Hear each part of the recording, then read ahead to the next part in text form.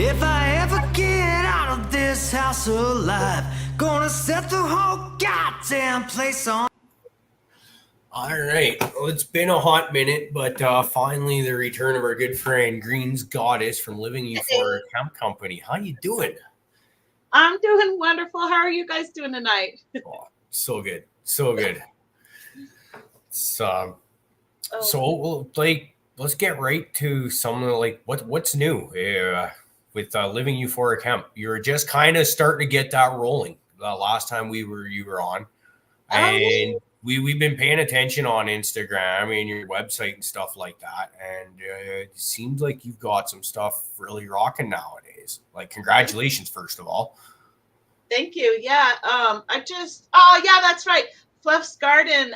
So we're doing a monthly giveaway at the end of every month, and Fluff's was one of our winners. So I was super excited. Hell so yeah. I said, I got to hook you up. Let me give you some extra stuff in your bag. Oh, and much appreciated, because I've been using your tincture. We just made our own tincture, and we actually had to outsource some CBG to throw some in. And when I seen yours, I seen you had a full spectrum with a nice little CBD shot or CBG shot in there also. So I got to try mine against yours and see how they taste comparatively to each other, and the different strains. And these are fantastic. You did a wonderful, wonderful job growing these, by the way. Thank you very much. I grow all the hemp outdoors, so I only do it like during the growing season, outside during the summertime. And the summer that just passed was my second year doing it. So I really love doing it. I have all of the products behind me. I mainly just specialize in flower and pre-rolls. I would love to get into the oils and gummies, but it's just, as far as business wise, it's a whole nother avenue. It costs a lot more money on the consumer end by the time I finally give them the product. So I decided to just stick with flower and pre-rolls. And I have done some YouTube videos where I show people how to turn the flower into oils and how to use that oil to turn it like into gummies or brownies or whatever you want to make with it. Capsules, creams, stuff like that.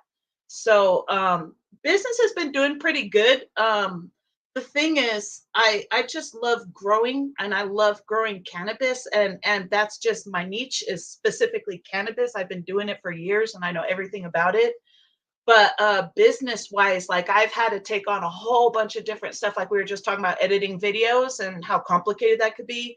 Other things like bookkeeping and taxes and filing reports with like the state, and trying to see what I can and cannot get away with, trying to link up with stores to sell my products. We've been going to a few different states. We've done a couple different trade shows. So it's all been fun, but it's all been like a huge learning lesson for me. I'm not going to lie. I'm very overwhelmed with it all.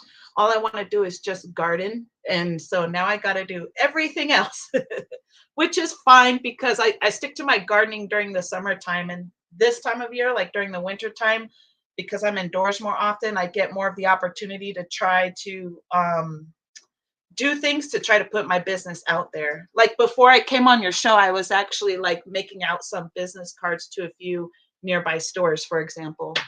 Another one is like making blogs and sharing blog posts and videos and all the social media accounts. And so I'm basically doing my own marketing and everything. It's a handful. Yeah. I love the fact that you said that right there, because we all kind of like, right, once this would go legal, we'd all love to just make a business and be great. And it's right, I just want to grow my weed and make money.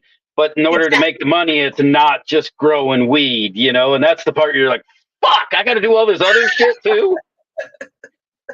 It's like, hard. Man, I don't know how to do this other shit. I know how to do the weed part of it.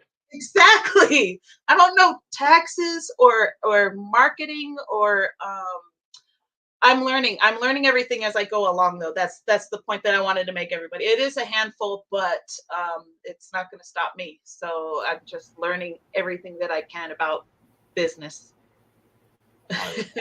That's a great attitude right there.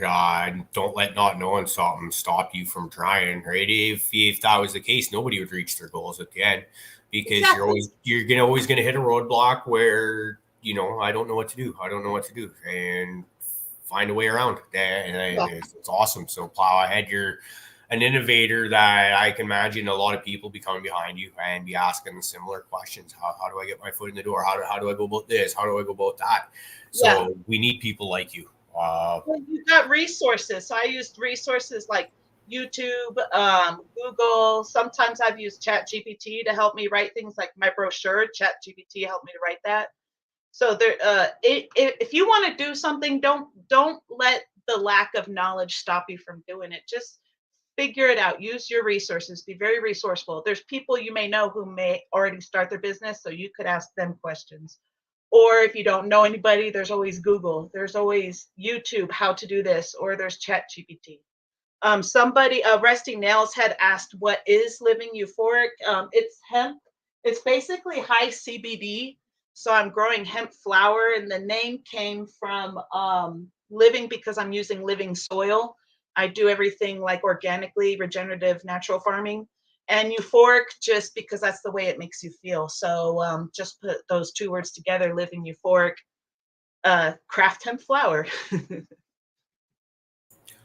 So given that you're running a hemp CBD based company here, do you do much of the THC farming on your own, or are you even allowed to cross that line, or do you have to just do, due to laws, regulations, strictly CBD or hemp? Or So when it comes to hemp, they'll have you mark out your farm line. So I have it on a map when I deal with the Colorado Department of Agriculture and the hemp division. So I say, this is where I'm growing my hemp. And so that's the only section that they're worried about, hemp only.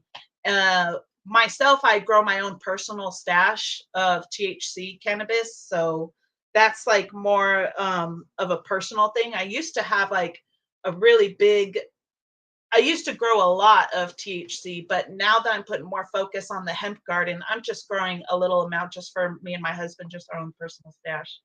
But actually, what I'm smoking on right now is some flower that my husband had grown outside over the summer. I told him, just don't put it anywhere near the hemp garden. And so that was fine. I'm pretty small. It's not like I have like acres and acres of hemp. So I don't have like the department coming over to my house to check on things. I'm pretty much deal with them over the phone. So when it comes to the amount, like you said, you're very small. I've kind of seen your garden and what you've gone through. Are you able to, is it really worth it to hold on to all of those licenses and all those things to be able to ship it out for you? Are you still kind of, yeah, you know what I'm saying? Like, as far as a license goes for hemp, it's $500 a year. So it's not super expensive. Yeah, that's not too bad. You do have to pay for other things to run a business. Right. You got to pay for someone to come out and pull samples, and then you got to pay for the lab who's testing it, and taxes and stuff like that, making sure we're good with Secretary of State, those kinds of things. So that part doesn't cost the most money. Actually, the part that costed me the most money was all these groove bags and labels. Seeds doesn't cost much. Organic farming doesn't cost much at all. And the license, packing and shipping sure costs a fucking lot, though, doesn't it? Yeah, that does. That's a what's the word I'm thinking of? Expense that the customer pays for. The customer's paying for the shipping. Going to trade shows and trying to go to other states and like advertising and marketing, that kind of stuff, that costs money too. So it is a lot. My business is just getting started. So right now, it costs a lot of money to try to get my name out there. And yeah, that's where all the money's going right now. When it comes to THC flower packaging, we've seen like some of the ridiculousness you got to go through just to get to a can of concentrates or like a couple of pre-rolls sometimes. Do you guys get hit by those same guidelines that they're like, you pretty much got to put it in a safe and lock it up for the average person to try and smoke one? Or do you guys a little bit simpler packaging? Definitely a bit simpler of packaging. As far as I know, we don't need child-proof packaging. because it's not psychoactive. It doesn't have high amounts of THC in it, especially the CBG. The CBG has like little to no THC in it at all. So I don't have to worry too much about that. I do have to make sure certain things are written on the labels of the packaging, like an address. I do got to make sure my COAs, which is basically the amount, like the lab test results, that's on the website. So I do got to make sure everybody's got access to that if they want to look at it. So those are some things I got to keep an eye out for. Other than that, not too much. Everything else is pretty much me wanting things to look perfect. Understandable for when a consumer picks up a bag, they know what it is and what's in there. How has shipping been for you? You know, with sending quality. I mean, I've got some here. It's got some funk to it, right? You got terp, so you know, we've all kind of maybe possibly allegedly sent some funky stuff around. So how has that been for you in shipping? You know, have you run through many troubles? Well, once. My main goal with my CBD, that like the strains that I go after, I want a high terpene profile. So the smell is definitely something that's going to come through. It does not come through on the groove bags. I'm sure you guys heard or someone has talked about the groove bags before. Like, can you see under there, groove bags? This will block out all the smell. Like, you cannot smell how good this is. Can you guys see? Oh, it's upside down. Sorry. So you can't really smell this until you open up the bag. Then you'll be able to smell everything. The one thing I am mainly concerned about is the flight pack, because the flight pack is in a box and it's not in the groove bags, and that's like 5 different flavors. So that is something that your tubes were the tube that at least I got my one pre-roll in. So I don't know if you put them in the flight packs, you know, in that, but like that tube was super sealed. Like there was no smell coming out of that. That was good. Definitely. Okay, just not worried. And I'll tell you what, I didn't realize you use those or these groove bags. Yeah, those are nice. But yeah, there ain't nothing coming out of that bad boy. Yeah. If I'm shipping, when I'm shipping the bags, there's no problem with smell at all. One time before I even got the bags, I sent out a shipment to a friend who wanted to give it a try. And I didn't think it was that big of a deal. I put it in 2 Ziploc bags, I think. Right. Not even, I didn't think anything about it. Right? And then what happened was a few days later, the person who I was shipping it to got a phone call from my USPS office wondering what was in here. And so he called me and I was like, don't worry about it. I'll handle it. So I called the guy back at the USPS. And I said, I'm a business. This is hemp. It's flower. Like, I'll show you online. I got my COAs. And then he was like, okay, just don't ever do this again. I'll pass this through this time, but I'm letting you know this whole post office stinks. And I'm like, I'm sorry. Apparently my hemp was too loud. Oh man. I talked to that guy. I was so scared. I was sweating. I was thinking, oh my God, what's going to happen from here? Is my business ruined? But the guy was really cool. You know, he was just like, I just want to make sure it's not marijuana. I said, it's not marijuana. It's not high THC. It's just CBD. It just smells really nice. Like after you got off the phone with him, were you just like, yes, just because it was loud? I thought, I can't even explain. Like my heart was in my throat. And when I got off the phone with him, because I was working that day, I go back into work and I was just like, thank God. Oh, thank God. Like, I forgot the guy's name, like Matt or something. God bless Matt over at USPS. So everybody at my work knew what was going on. They knew I was like sweating about that. So they were happy to see me coming in like after that phone call, like, okay, we're good. Let's move on.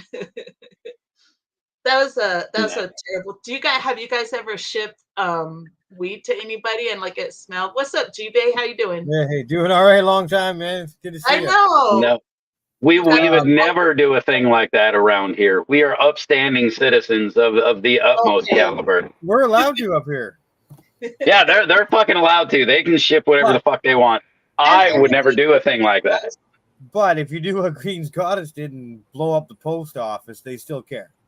Okay. You're not allowed to do that. I've done My that experience has been when like you go into mail something, they'll just kind of, are you mailing something that maybe smells? And like right away, you know exactly what they're talking about. And you're just like, obviously, you know what I'm doing, or you wouldn't be asking, right? And then they're like, there's bags over there. They're not quite like those Grove bags, but they are a smell-proof bag that they you see all the time at the post offices now that mailing cannabis is a thing up here. So we make use of those quite frequently. Yeah, a couple of those, the boxes I use, or most West Canadians use, they're like a prepaid thing you're allowed to send up. They're super easy to use. But the problem is, I guess if either the carrier or whatever the deal is, sometimes they go missing. And I don't know. I guess a lot of people still just don't report it, right? Maybe there was more in there than they were allowed, or who knows the reasons, right? So we still get messed with up here in Canada with the shipping. It's not like everyone's like, oh, you guys are so lucky up there. Yeah. No, not really.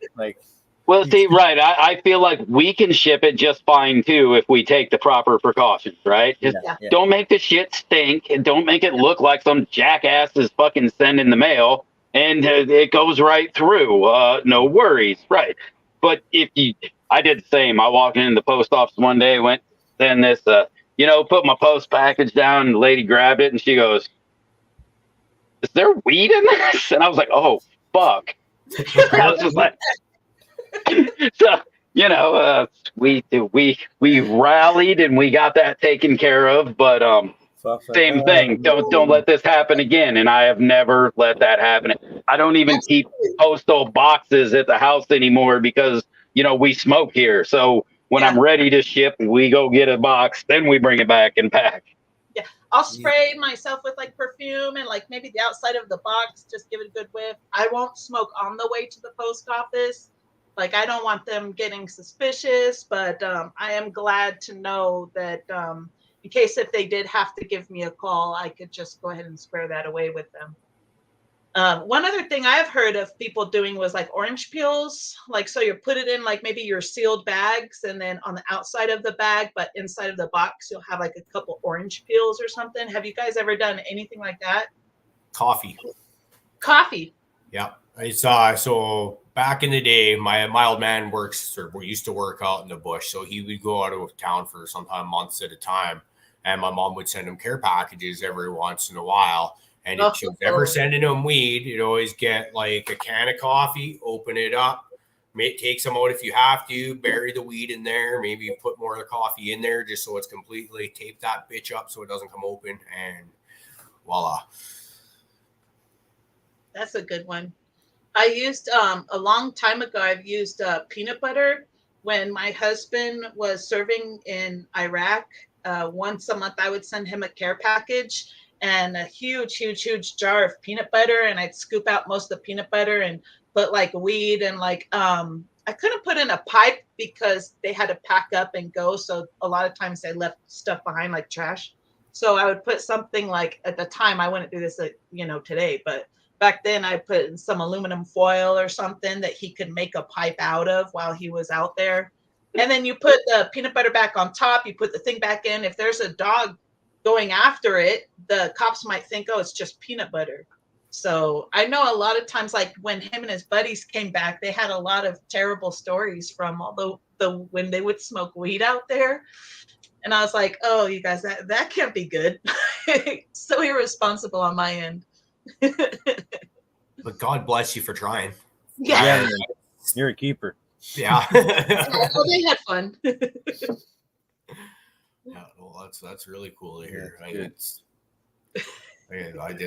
just can't stop grinning ear to ear just hearing about that. I've I also thank you to your husband for his service that he's done as well. Oh yeah. So, I never have to worry. Miss G-Bay's always sneaking stuff everywhere. So I think we'll get somewhere. I'm like, you brought that here? Okay. Looks like yeah. You gotta like MacGyver some things to put together to make up a pipe. Like we used to use an apple. Like when I was in high school, we would like carve through an apple, right? And get like one of those filters from under the sink, and put it on, and that will act as your bowl, so you could put your weed there and then light it. And yeah, the filter from under the sink, like lots of us have probably, and I think most of that was galvanized. Like God knows the damage we all did to ourselves with that one.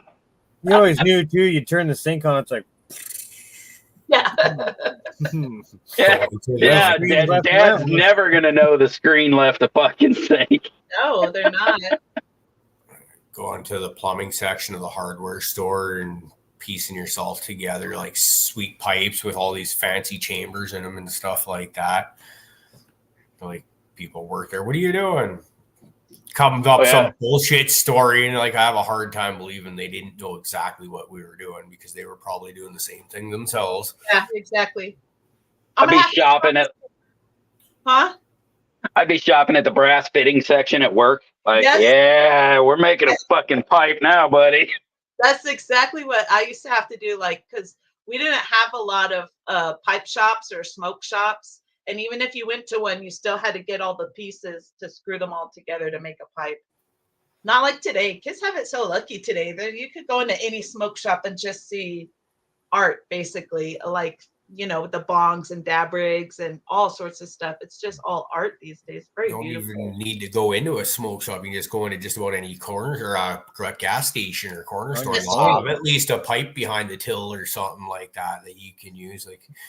You used to have to get right inventive. I remember my dad used to run a forestry company back in high school, and I found the CPR masks at one point in time. I was like, first aid kits. And I was like, hot shit, this has got to be turned into a pipe at some point in time. So and then into all the plumbing fittings and stuff that he had, because they built their own house. So there's a lot of that kind of stuff kicking around. So you made a mask where it was like the CPR mask with a pipe or a bong coming out of it? Oh, yeah. Yeah. And then for elbow in it, because I remember I couldn't find a good elbow. So I ended up using a valve for like underneath your sink or something like that. Oh, PVC. And then so you was able to open that wide up, and then a few connection pieces away, and then get it going. But it was fun. Yeah. We turned my buddy's fish tank into a hookah. I mean, that was pretty awesome. And like a powered hookah. So like the actual air pump that was supposed to feed oxygen to the poor fish, we decided to use that to draw the fucking bowl like right through that bubbler. So it looked really cool. And then it filled the top of the aquarium, and then we just hosed the top of it. It was clean. There were no fish in it anymore. Savages. And this was all made with like new equipment. Good. So have that like fish tanky, humid, fruit taste in your lungs as you're just just a warm bong? That's bad enough. Bring new meaning to the term fucking salmon piss. Fucking Ew. I grew that. Yeah, I know. Pacific salmon piss. It hurt. So just put that up there. Mommy. Ooh. Right? It's just not even the mommy part. I hate that. You always a nice cool bong like, with the ice cubes, even is like taking it to the max. But like the summertime when you accidentally just grab one out of somewhere where it's roasting bong tea. No thanks. Dirty bongs. I've been to some parties where they would pass around a dirty bong, and this was before I was growing myself, so I didn't really always have weed. So I'm like, I'll fucking hit it. It's like crude. It's like bro, I was just thinking about your hot concert bong. Like been at the concert for like fucking hours. That shit's been baking in the sun. Like people been ripping on it all day, and you hit that shit at like 7 p.m. when it's like 90-degree water inside that thing. Just oh, that's the worst. I got this one young fella that I work with that he does what is it called where you put tobacco and weed together in a bong rip? And so he goes from having dirty bongs stink, and this is one of those guys that doesn't ever clean his bong. It just has like that light brown sludge because he's dumping the water out sometimes, and it just Well, but then you had that tobacco smell in there. And one of the last times we were working out of town there, I was lucky enough not to be in the same building, but you had the ladies that did the housekeeping there and the guys we were working with just like, oh, shading his fucking bong. I was just like, oh, thank God I'm not there. It'd make me so. Poppers or whatever, they fucking have that distinctive smell when you do that tobacco weed mixture.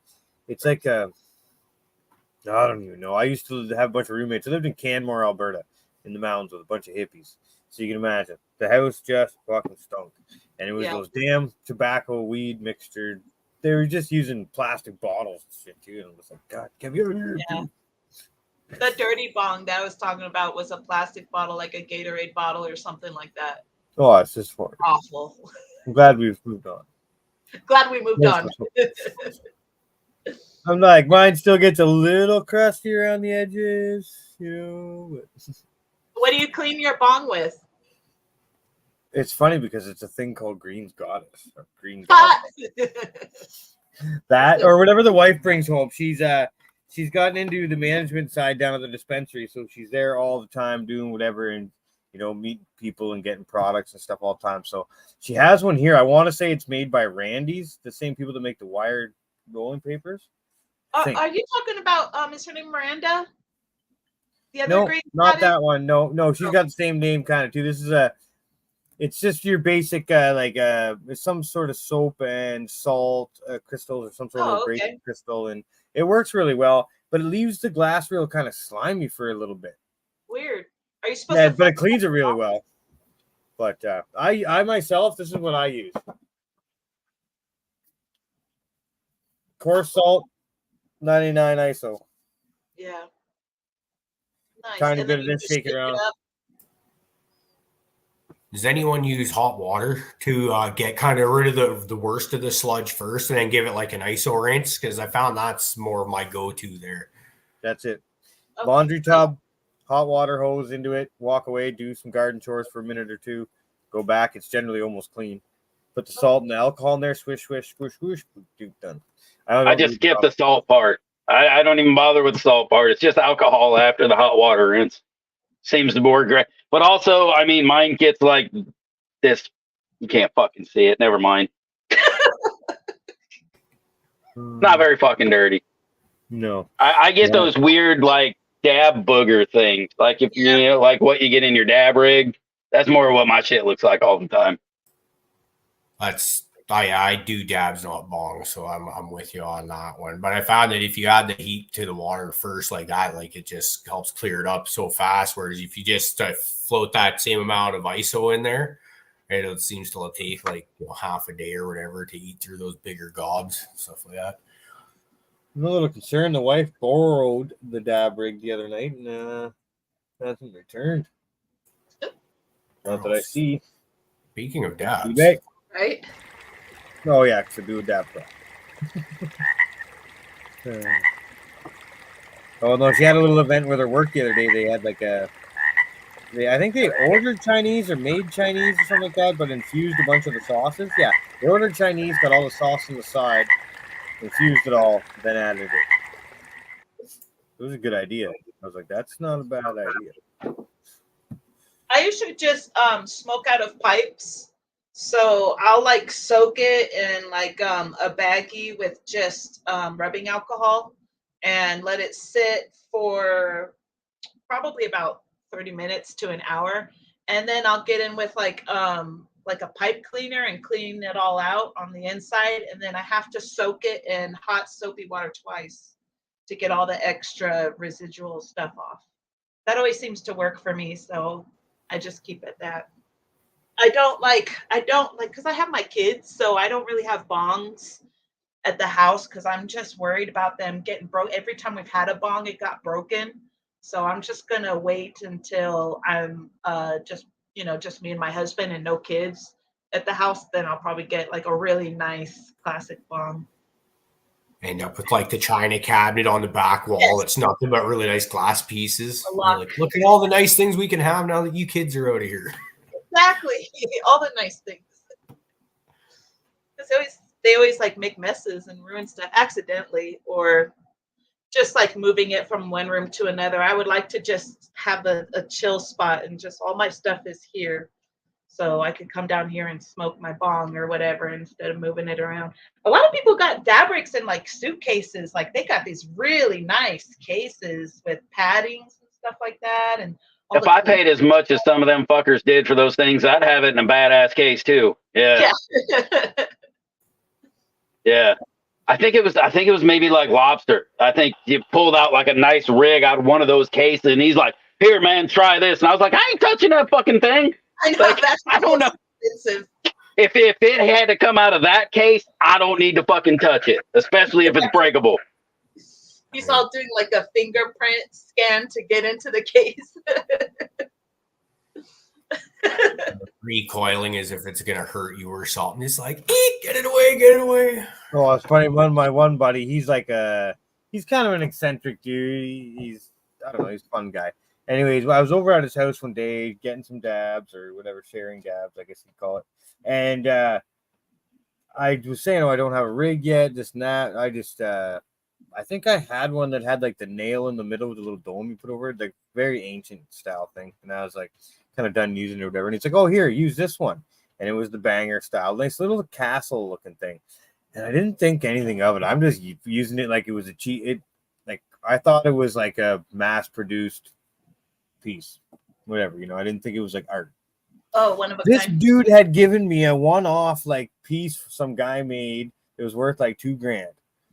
I'm kicking it around my shop like with my tools on the bench and stuff, like you know what I mean.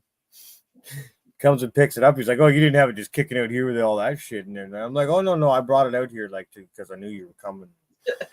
And man, don't give me that kind of shit. You almost lost that one, bro. Has he got insurance on that? No, I felt bad. He thought I was like in the know. Nope. No.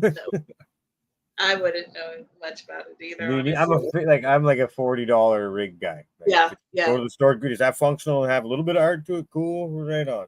I paid $100 for my last one, which I'd like to show you, but it's not here. It's got like it looks just like fluffs, but at the diffuser area, it's a little green, like mint green disc kind of thing with a bunch of mushrooms on top. Oh, cool. Glass mushrooms. Yeah. I'm so jealous of those mushrooms. Yeah, it looks pretty dope. And then all the like accessories are like a pale blue, kind of like Fuck's shirt, actually. It's a real nice for $100. You can tell it's not super duper arty, but it works. Yeah, it works. Isn't that what kind of matters the most? I don't know. I think some people are really invested in their rigs, so that's fun though. It's all fun to go around and share that with people who have the same passion that you do, Yeah. Me and the missus are really thinking about these electronic dab rigs. Yeah, I've seen those. They actually look pretty cool because they're super easy for on the go, like Dr. Dabber, what's the other one? The just get that one. Just get which the one?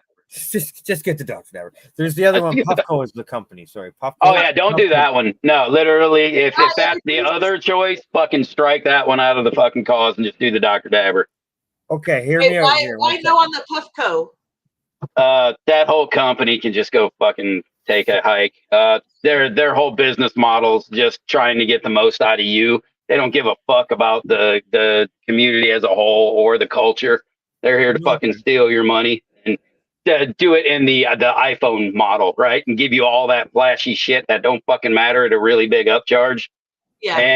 And it's not. I've heard they have gotten a little bit better, but they weren't notoriously reliable. So, yeah, if that's the other choice, yeah, fuck that one. Get the other one. Any other one. I see. I wasn't too keen on the actual dab rig one, but I was seeing the proxy, which is like the old man pipe kind of one. Oh. But it's the heating unit itself is like kind of like a large symmetrical little bullet looking thing. And I was doing some research and they've made bangers to receive that. So you can use your own dab rig or bong and put the proxy heater on it. So you can do dab style hits out of any glass as long as you buy from this one company that makes them. I mean, like the heater's like that fucking big. Like it's gonna look funny on your little rig, but yeah, I'm sure that I have seen that they make some, but they also make some just real cool glass made directly for it. So Yeah. I mean, I have heard that that proxy is a pretty decent No, fucking product. it's a neat little unit for sure. Because I'm an outdoorsy guy. Like I'm thinking in my head like canoeing or something like that, or like when I'm out hiking or I'm doing something where I'm not carrying a bunch of shit with me. That little bullet thing, like it'll slip into a little neat little pocket in the backpack or whatever. I carry many batteries with me all the time, so keeping it charged wouldn't be an issue. I'm trying to get that one. Maybe I don't know. We'll see. Yeah, I've seen some cool ones. Yeah, they're the sea. Not Seahorse. That's not the company. The company's Luca. Luca? Luca or Luca. Yeah. I use their Seahorse. You got a bunch of like dispensary like dabs. Fucking that thing's great for them. Rip right through them. Fucking, they'll do the job. Yeah. It's actually a good idea, Kingfisher. I never thought about that as an emergency hit high, but that would absolutely work. A little bit of tinfoil, 2-liter bottle, you're good.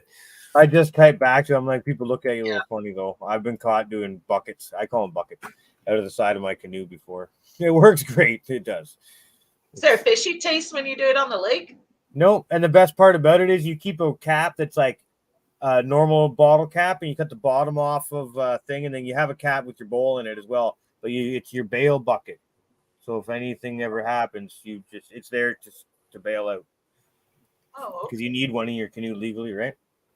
Bail you out of a tough situation when your rolling papers are wet and can't roll. Both bails the boat and bails you out of Jonesing.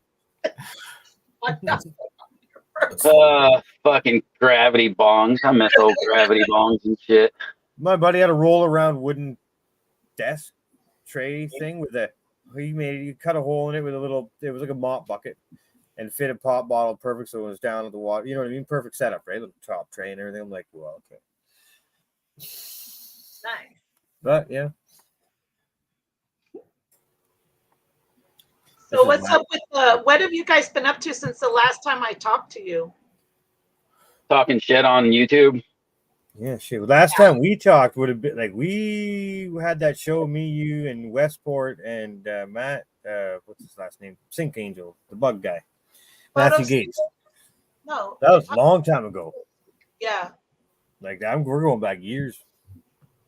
That was my very first show. On Chad Westport's show for 420. Same here. Yeah. It's funny because I'm like, hey, dude, I'm batting a little above my fucking weight here. What are you doing? And he's like, oh, no, it's good to have a like basement grower on with these people. I'm like, yeah, okay. Yeah. No, I haven't been doing much the same thing, man, hanging in the basement and growing mids. Yeah, growing better than mids. Yeah, I just say that so that when you smoke, you're like, oh, it's actually pretty good. Said it was mid. My little trick. You got to set the expectations, man. That way, when you exceed them, you're like, that's right. Yeah, so I say I tell them they're mids, and they're kind of not. So, yeah, anything above, you're fucking golden, right? You just look like a fucking pretty badass dude. Yeah, they're like getting it at a store and paying ridiculous prices for something that's like super gross and disgusting and probably loaded with bugs and then sprayed and like radioactive shit like that. They put these lights on things so that way they could pass microbial testing. Like that's really gross. Hey, just run it through the microwave real quick. Yeah. Fine. Now, I'm sure you wouldn't know too much about Canada because it's a different country, but you might. I'm not going to say you don't already. But for hemp and hemp seed, for someone who would want to grow the type of flowers that you're growing, like it grows just like there's no difference in cannabis morphology. Like it grows and takes the same everything, right? Just doesn't produce seed. So there's like some people are growing hemp for fiber. So they want a certain type of strain that's going to grow a really tall plant with really, really, really thick stalks and the thick fiber. Mine is bred for like the terpene profile. So it grows just like marijuana the exact same way. I don't treat it any differently. Sweet. Because I I don't know. I personally always like to catch a little buzz when I smoke. It's kind of why I do it. I haven't hit the point yet where I'm like, oh, this isn't serving me. But I have a lot of friends that are willing to indulge. It's just all the weed around is too strong, I guess, or Yep. the THC buzz doesn't work for them. And it would be kind of nice to provide them with like, I guess, what is it, 0.3 or 0.03%? 0.03%. Yeah, Okay. that's like And the limit. Now, are you finding any kind of workaround with like the whole THCA thing versus THC thing? You know, like It there's all adds up. So it is THCA, but what they're doing is adding up the total cannabinoids of THC. So they're okay, so saying 0.03% or less, then I get to pass. There's been a few times I've had some strains that have failed at literally 0.035%. And so for me, I've had to learn some strains need to be harvested earlier. So I got to get my samplers to come out and take a sample way earlier, like in August, because they're ready to come down in September. first sign of a fucking trichome, you're like, get out here and test that. Absolutely. Fuck yeah, man. The tip of the sugar. Yeah, right. There's no screwing that one up. Get out of here and look at that.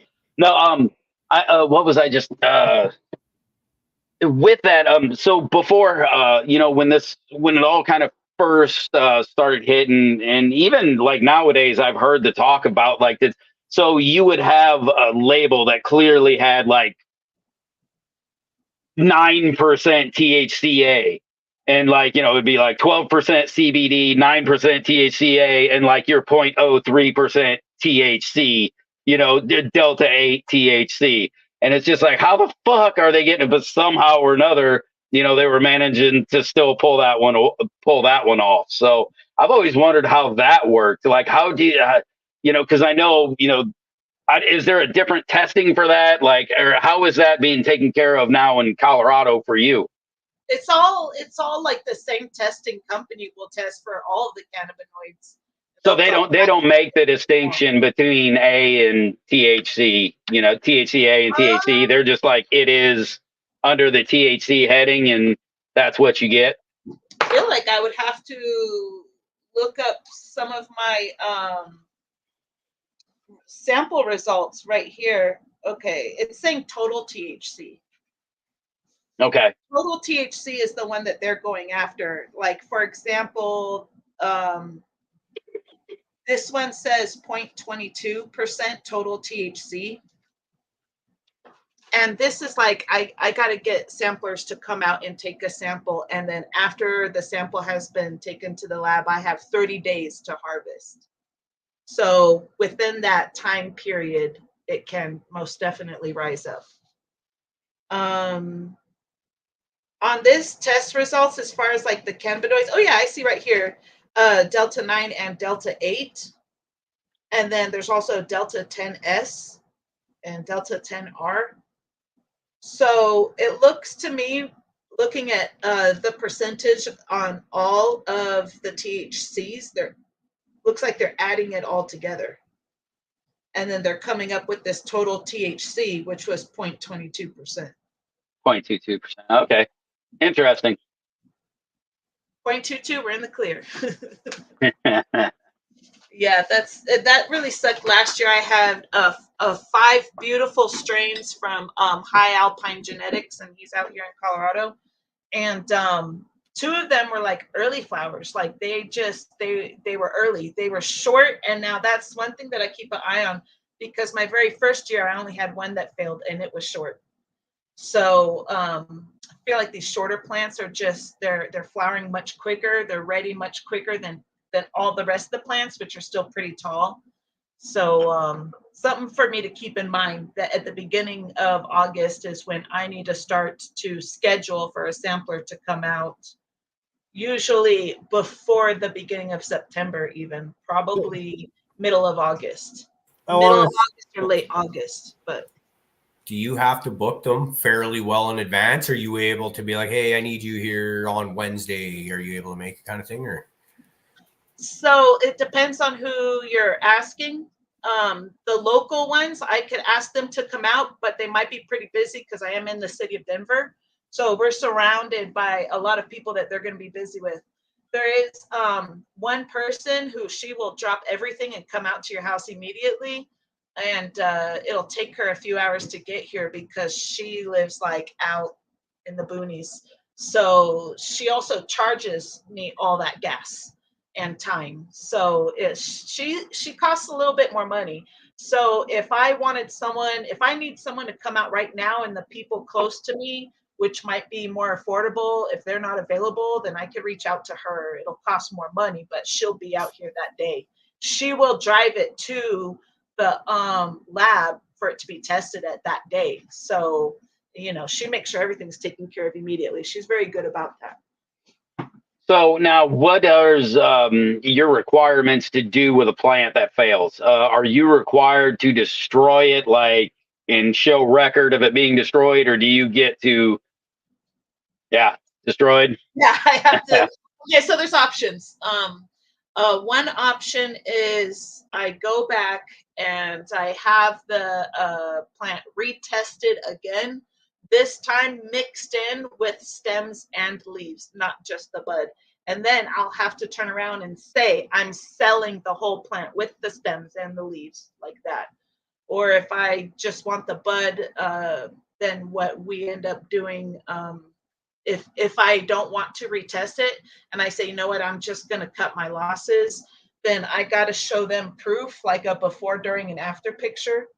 So a before picture would be the plants in the ground. A during picture would be my way of destroying them. And there's many different ways that I could go about doing that. But the way that I prefer is just to bury it back into the soil. That way the nutrients from the stems and the leaves can go back into the soil. A series of small, tiny fires isn't acceptable? It is. I believe if you live out in the country, they don't mind. But because I am close to the city, the last thing I want to do is start a big pile of burning cannabis. I get a lot of attention from miles away. And so I'd rather just bury it. Yeah, you go. That's good. Yeah, have you? I see your shirt there. So have you ever just thought about making a ferment out of it? Just start chopping them up, throw them in a bucket, and let it rip. Yeah, well, I haven't done it with the flour yet. Have you guys made a ferment with the flour? I have with a fucking hermed out plant that I was, it was nice and well into flour, but it hermed out, and I was like, yeah, there's no way. So it got all chopped up and made into a nice little juice.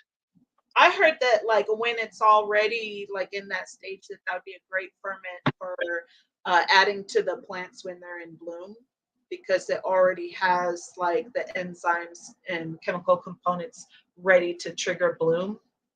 When I've made cannabis, fermented plant juice in the past, it was when do you guys go through a garden and you're taking off all the tops so that you could even out your canopy and have your plant spread? Okay, so when I'm taking off a whole bunch of tops and doing a bit of a defan, I'll turn that into a fermented plant juice.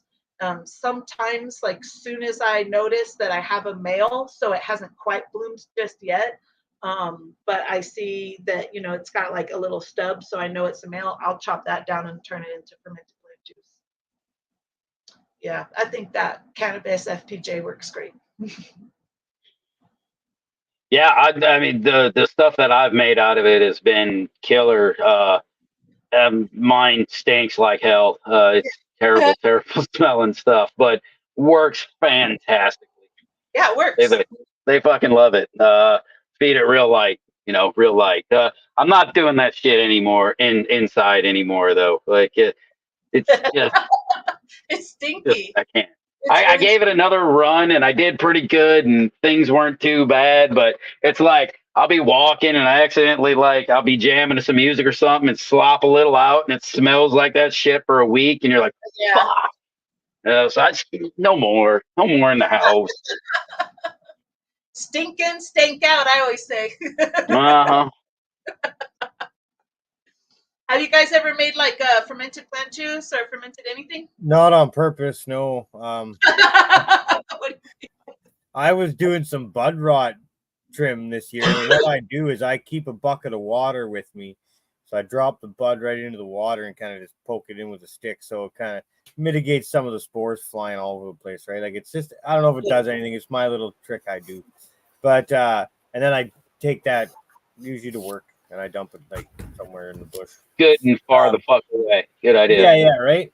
This year I left one sitting around, I guess, for a while, and I noticed it. I didn't knock it over or anything, but I just by grabbing it and walking with it and disturbing the top, the cap, I guess you would call it.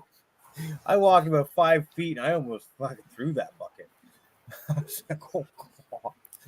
If you dump that on the garden or something, oh, that would be loud. They said that about like, so you could just do like fermented plant extract and you're like going outside and you're like grabbing all these different plants and putting it in a bucket of rainwater and letting it sit for like a week. So I thought, okay, here's what I was told at the time. Your dandelions are growing in your yard because your soil is lacking calcium or something like that. Go out front, pull up all the dandelions, put it in a bucket, fill it up with rainwater, let it sit for a week, come back and use that water to spray on your lawn. I let it sit for a week. I came back and that was the most awful smell in my entire life. I could not handle it. I'm like, I'm not spraying this on my lawn. I just threw it in the corner. Like, I got to find something else. This is way too stinky. Just the plants and the water only. It was too stinky. But I know you can mitigate that using like labs, the lacto acid bacteria or some lactobacillus. That stuff will help to get rid of the smell if you pre-make that. There are a lot of steps. Yeah. There's ways to make it not stink and be a little more reliable than some, but then also it's another one of those. I feel like you better have enough time on your hands to inspect what you're making your juice out of, because if you're not going to do it, do yourself a favor and don't do it, because you're just going to breed more disease. And that's kind of the one thing that I've always said, just if you're going to do it, like, be honest with yourself, take the time and inspect the shit you're putting in there, because if not, you're doing yourself no justice and making it worse. So, do the due justice or don't do it at all. So, and a lot of people hate to hear that because they're like, I'm being natural. And it's like, fucking have fun. All right. Yeah. Sometimes it's fun until you like look at it and it's like really dark black. You're like, I'm not sure. Like, you've got to go intuitively and just think to yourself, if something in your gut is saying, don't use that, then don't use it and use something that's like a better, cleaner product. Or you don't even have to like really use those at all. You could just use like really great compost and mulch. That's all you need. Right. Find it generally a good idea to know why you're using something. Yeah. What is the end result? Is there good points about it? It's the same with like medications that you see, like commercial for any medication. You see the list of side effects and you're like, exactly. Yeah, I know, shit, man, I'll just have shingles or whatever, like I don't need anal seepage or any of these weird side effects kind of thing, right? But it's the same kind of thing with your suicide. Like, I think I'll stick with this disease that I have because it's not as bad as having thoughts of suicide. Yeah, exactly. I was sick and grumpy, not wanting to put a 22 to my head. Shit. Yeah, I'll take sick and grumpy. Sounds way better. But yeah, you can think of like when you add too much of some kind of nutrient to your plant and all of a sudden your plant is just like completely pissed at life. And you're like, well, you kind of, too much effort was put into there. Yeah, that's maybe sure. Ask a few more questions, because that's oftentimes, like, especially for a new grower, is you think like, well, I'll just give it more because it'll make it grow faster. Seems to make sense, right? You give humans more food, more protein, and all that stuff, and they'll get bigger. It's the same thing for plants, right? No, not necessarily. I've had a throughout the years teach myself to back off on more and more and more stuff. And ever since I got like my living soil beds, it's been a huge game changer, because before, like, so I used to work in the industry and I worked at this one grow, and this guy would just put in like 10, 20 different things in the reservoir. Like, this was like during the flower cycle, But I thought, and I was writing down notes and, how many milligrams, per gallon or whatever. And I remember like going home and looking up, what do all these different things do? And thinking that was how you garden. You needed a grocery list of like 12 different things. And then throughout the years, the more and more I learned, the more I realized like you really don't need all this stuff. You could actually get away with using a lot less and less and less. In fact, that's why I like autos so much, because they barely need any attention at all, like just a little bit. And I especially like using things that I know I could see a difference in my bed or in the roots or in the plant. So there's this very small list of products that I actually use that I still stick with, because I could see like a huge difference using them. And you don't need a whole lot. I'm like this right here that my husband grew outdoors, like he didn't add anything to this. I mean, technically, when he wasn't looking, I was giving it my compost teas. Like, are you over there? Okay, I'm just going to come and water your plants for you because you need some microbials and stuff like that. I think I just top dress his plants twice, once during growth, once during flower, and only once, probably once or twice a month, I gave it like a little compost tea. That's it. Nothing, because I wanted it to be his experimental project, and they still turned out fabulous. So you don't need all this stuff, especially when you're in like growing in living soil beds. After so many years of like adding things to the bed, like the bed is just hooking itself. It's its own ecological system. It's just hooking itself up right now and recycling nutrients. So there's not really much that I need to add to those beds. Are any of you guys growing in beds? Yes. You are? Yes. Indoors. In bed. I mean, you're right. I do. I like to play outdoors when I can, try to keep it a little bit on the DL where I'm at. But yeah, indoors, I love my living soil beds. They are the shit. And it's a matter of, you just got to keep all of you just got to know what you're doing with soil, right? If you can manage the soil, keep it going, know what you're looking at, do your due diligence with your testing and whatnot. And it's not easy. It's time consuming, but it's definitely once you're in the groove of things and you're going, it's just kind of second nature. It just keeps, it's you're just in your groove. Everything's going the way it should. You don't have those big swings. So, it's not like if I miss watering, at 3:30 p.m. today for their 15th watering of the day, they're not going to get pissed off at me. They're going to be okay. So, I love it, man. And I definitely think it's, you're trying to get, I'm trying to give them everything I can. I've given them everything from literally forest humus from over in the forest out there, shit from my property. I bring the outdoors to it. I'm trying to kind of responsibly build some of those things in. I'm not just going nuts and being like, hey, this will be a great idea. But trying to do those things and bring that super huge diversity of microbes and minerals and other things that, that just aren't in those salts. I don't know if the plant's taking them up.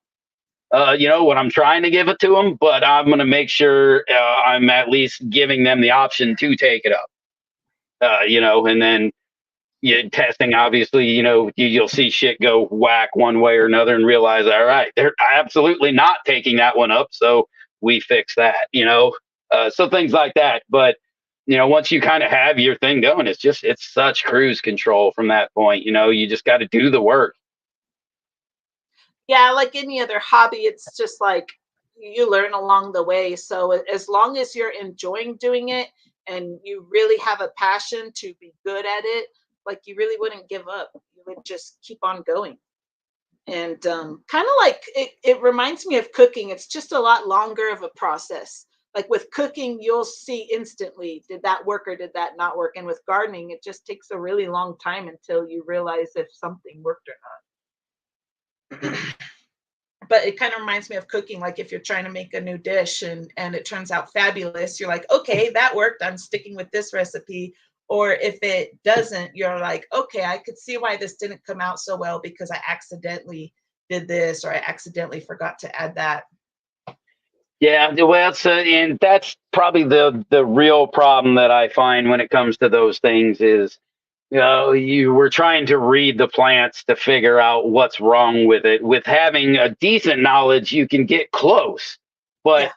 that same thing could be 15 other things. And when you're talking about now, if I have to figure out it's a soil issue, you're just like, all right, now what's causing one of these 15 things could be one of 30 things down here. So now we just start the checklist of what did I fuck up this time? And, so that's kind of, where just doing the right work to it, not just thinking everything just goes, it's not just throw the kitchen sink at it and watch it work,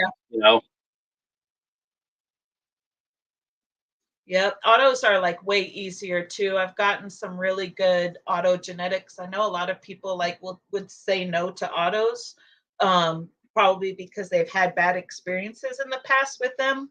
But since I've set up like this 4x4 bed, I've grown autos out of it, and like 42 fast buds is my favorite autos to grow, and I get those beans from Multiverse Beans. And I just really, really love those. I've had like blackberry. The other day I just harvested the gelato. And so when I had like it was Amnesia Haze, one plant in the 4x4 bed, it just got huge, huge, huge, huge. I still have weed from that plant in a jar. It makes me really tired, so I don't smoke it a lot. And then I did cut down a blackberry auto. That one was sort of big. And these gelato autos, I put 2 in the bed this time just to see what would happen. And one came up kind of like on the smaller side, but the other one was definitely a lot more bushier and wider and taking up more space. So I feel like autos for this 4x4 living soil bed are perfect. Like it's really easy. I don't really need to add too much or mess with it too much. Like the water is in irrigation, so it's on a timer. So I don't even water my bed. Like I just make sure that my reservoir has water in it. And once a week, I'll come down here and give it a little bit of tea. So that tea might have something in it, depending on what stage the plant is in. And I top dress with compost, and I top dress with bokashi. And that's about it. I don't pay too much attention. And I looked up these autos that I just took down. I started the seeds in November. So from seed to harvest, it was about 2.5 months. So not a long time at all for like these autos to grow and be done. And then now I got my own personal stash to last me a couple of months. I'm looking at it right now, like how long can that last me? Nice 2 effect good on months. it too. Huh? Are you getting a nice effect off of it? Like it's good medicine. Oh yeah. It still gets me high. It's really great autos. You guys got to check them out.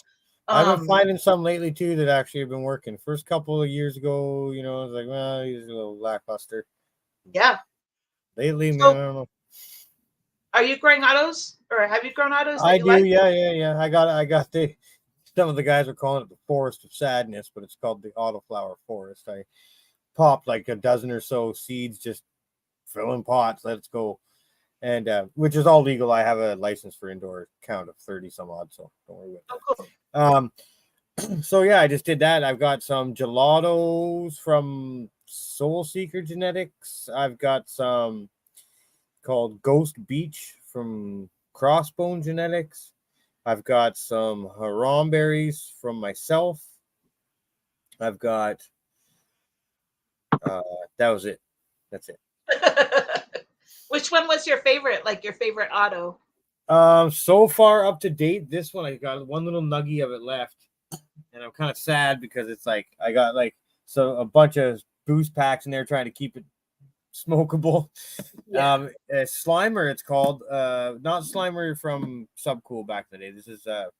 This was a new company that named there's this. I guess I don't know if they didn't know about the old one, whatever. But it's super, super, super like red candy almost, or like the sweetness. Oh my god! I like that. So I like the sweet or like a floral type flavor. Oh, it's not floral like potpourri. It almost kind of starts off that way, but goes right to like the edible sweet kind of smell. Really, really good. And the effect on that was delicious.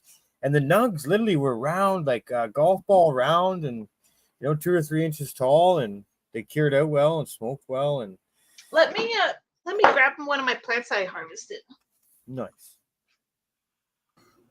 We even get like almost a little mini garden tour too. So exciting. Ribbit.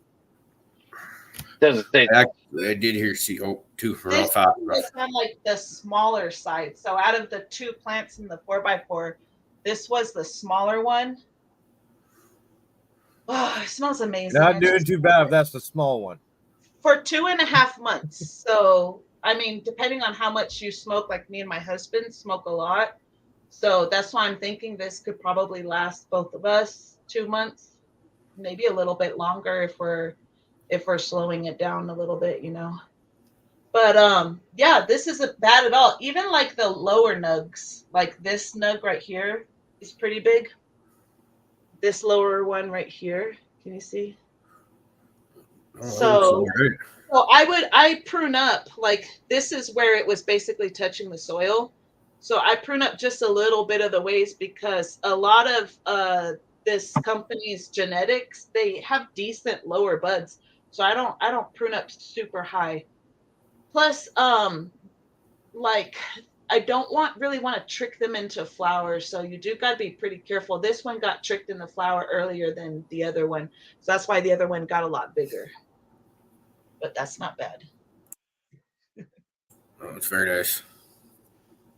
Yeah, this is like a really great strain. And these are like really decent sized nugs right here.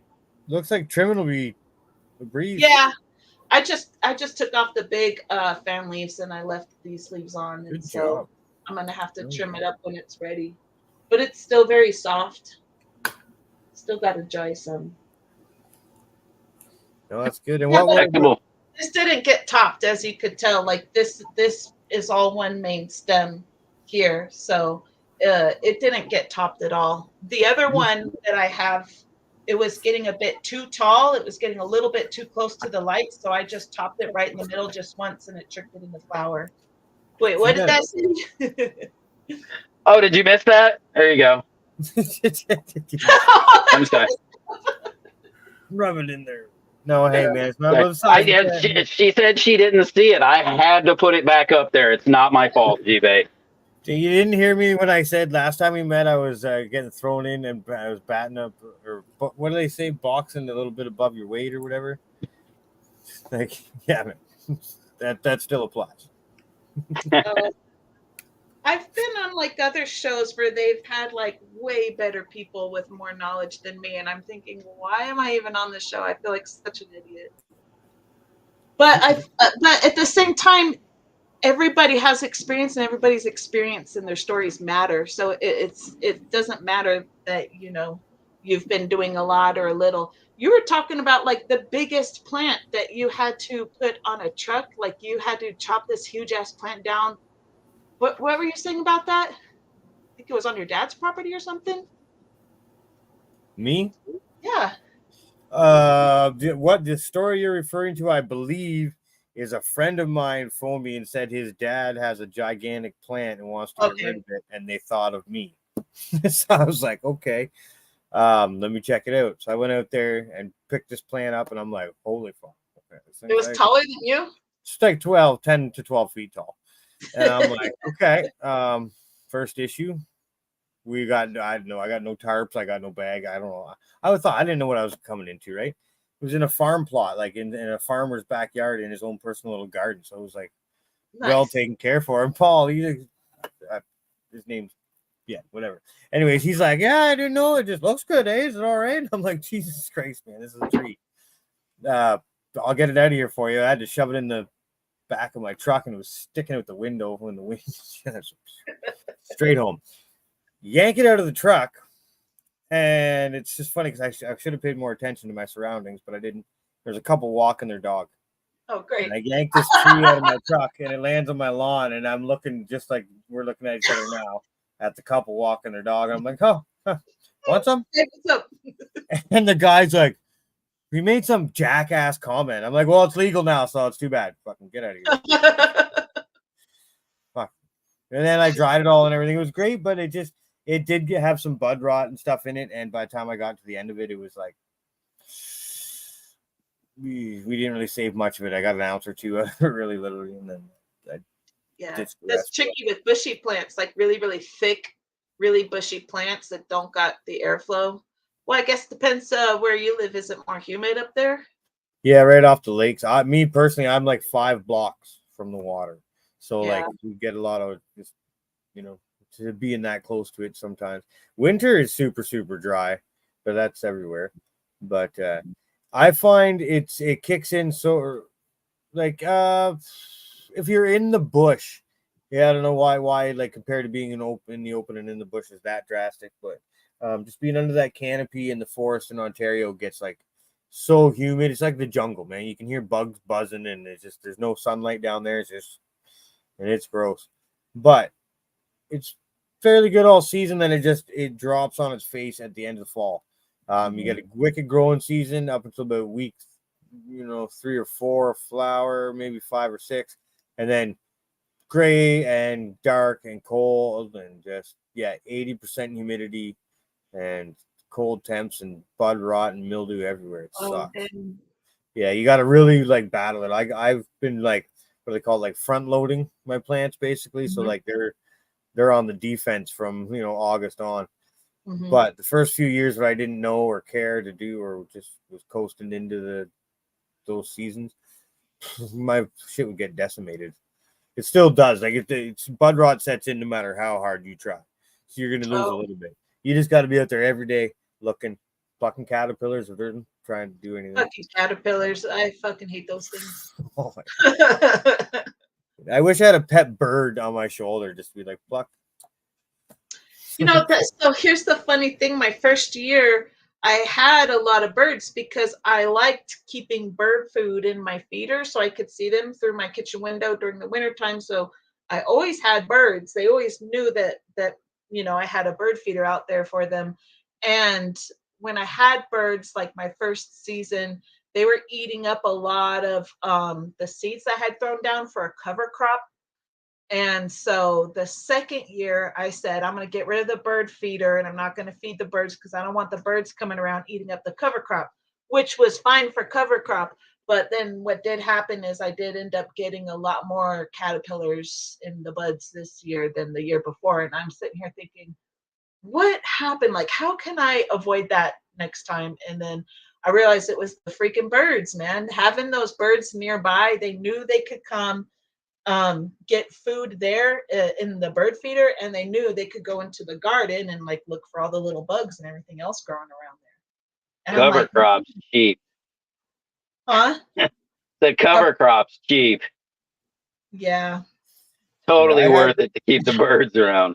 I had some living in a plant one year, and I thought the same thing. I wanted to get them out of there, but then I was like, you know what? That plant is already really weird and wonky. I might have had the hops late, and there's something weird. It was a real funky plant. This is years ago, and I wasn't. It wasn't a big thing back then. Like it wasn't talked about much. So I just thought it was real shitty genetics. But the one side was all swirly and acting weird and everything. But that's where the birds were living in that plant. It was like kind of shorter and single main stalk all the way up, and then it was just a palm tree kind of style. It went everywhere, and I had to gut it all out in there, and they would just fly up into there. You wouldn't be able to see them. Every once in a while, they come out of the canopy and go do their thing. And I was like, you know what? You can stay in that one plant. I don't like that plant anyways. And they just stay little garden saviors, man, running around eating everything. But they did shit on the plants.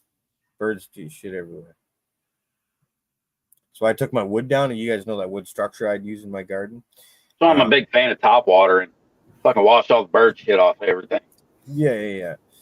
And the birds would get. I have a set of mourning doves in my yard, cute. It's kind of neat. But they'd sit right on the wood structure above the plants, and then come fall, when there's giant flowers, they're just dropping deuces on them. I'm like, no, not happening. So took the wood aggravating. Do you ever think about growing autos outdoors? That way you could go ahead and harvest them before all the rain and humidity. I tried it in pots, not a fan. So this year I'm gonna try a few genetics that I've ran 2 or 3 times now that are showing some size naturally and some nice early onset to flower. So I'm gonna try 1 or 2 of those in the ground. I've also got a strain right now that was about 3 weeks or so faster than anything outside. Nice.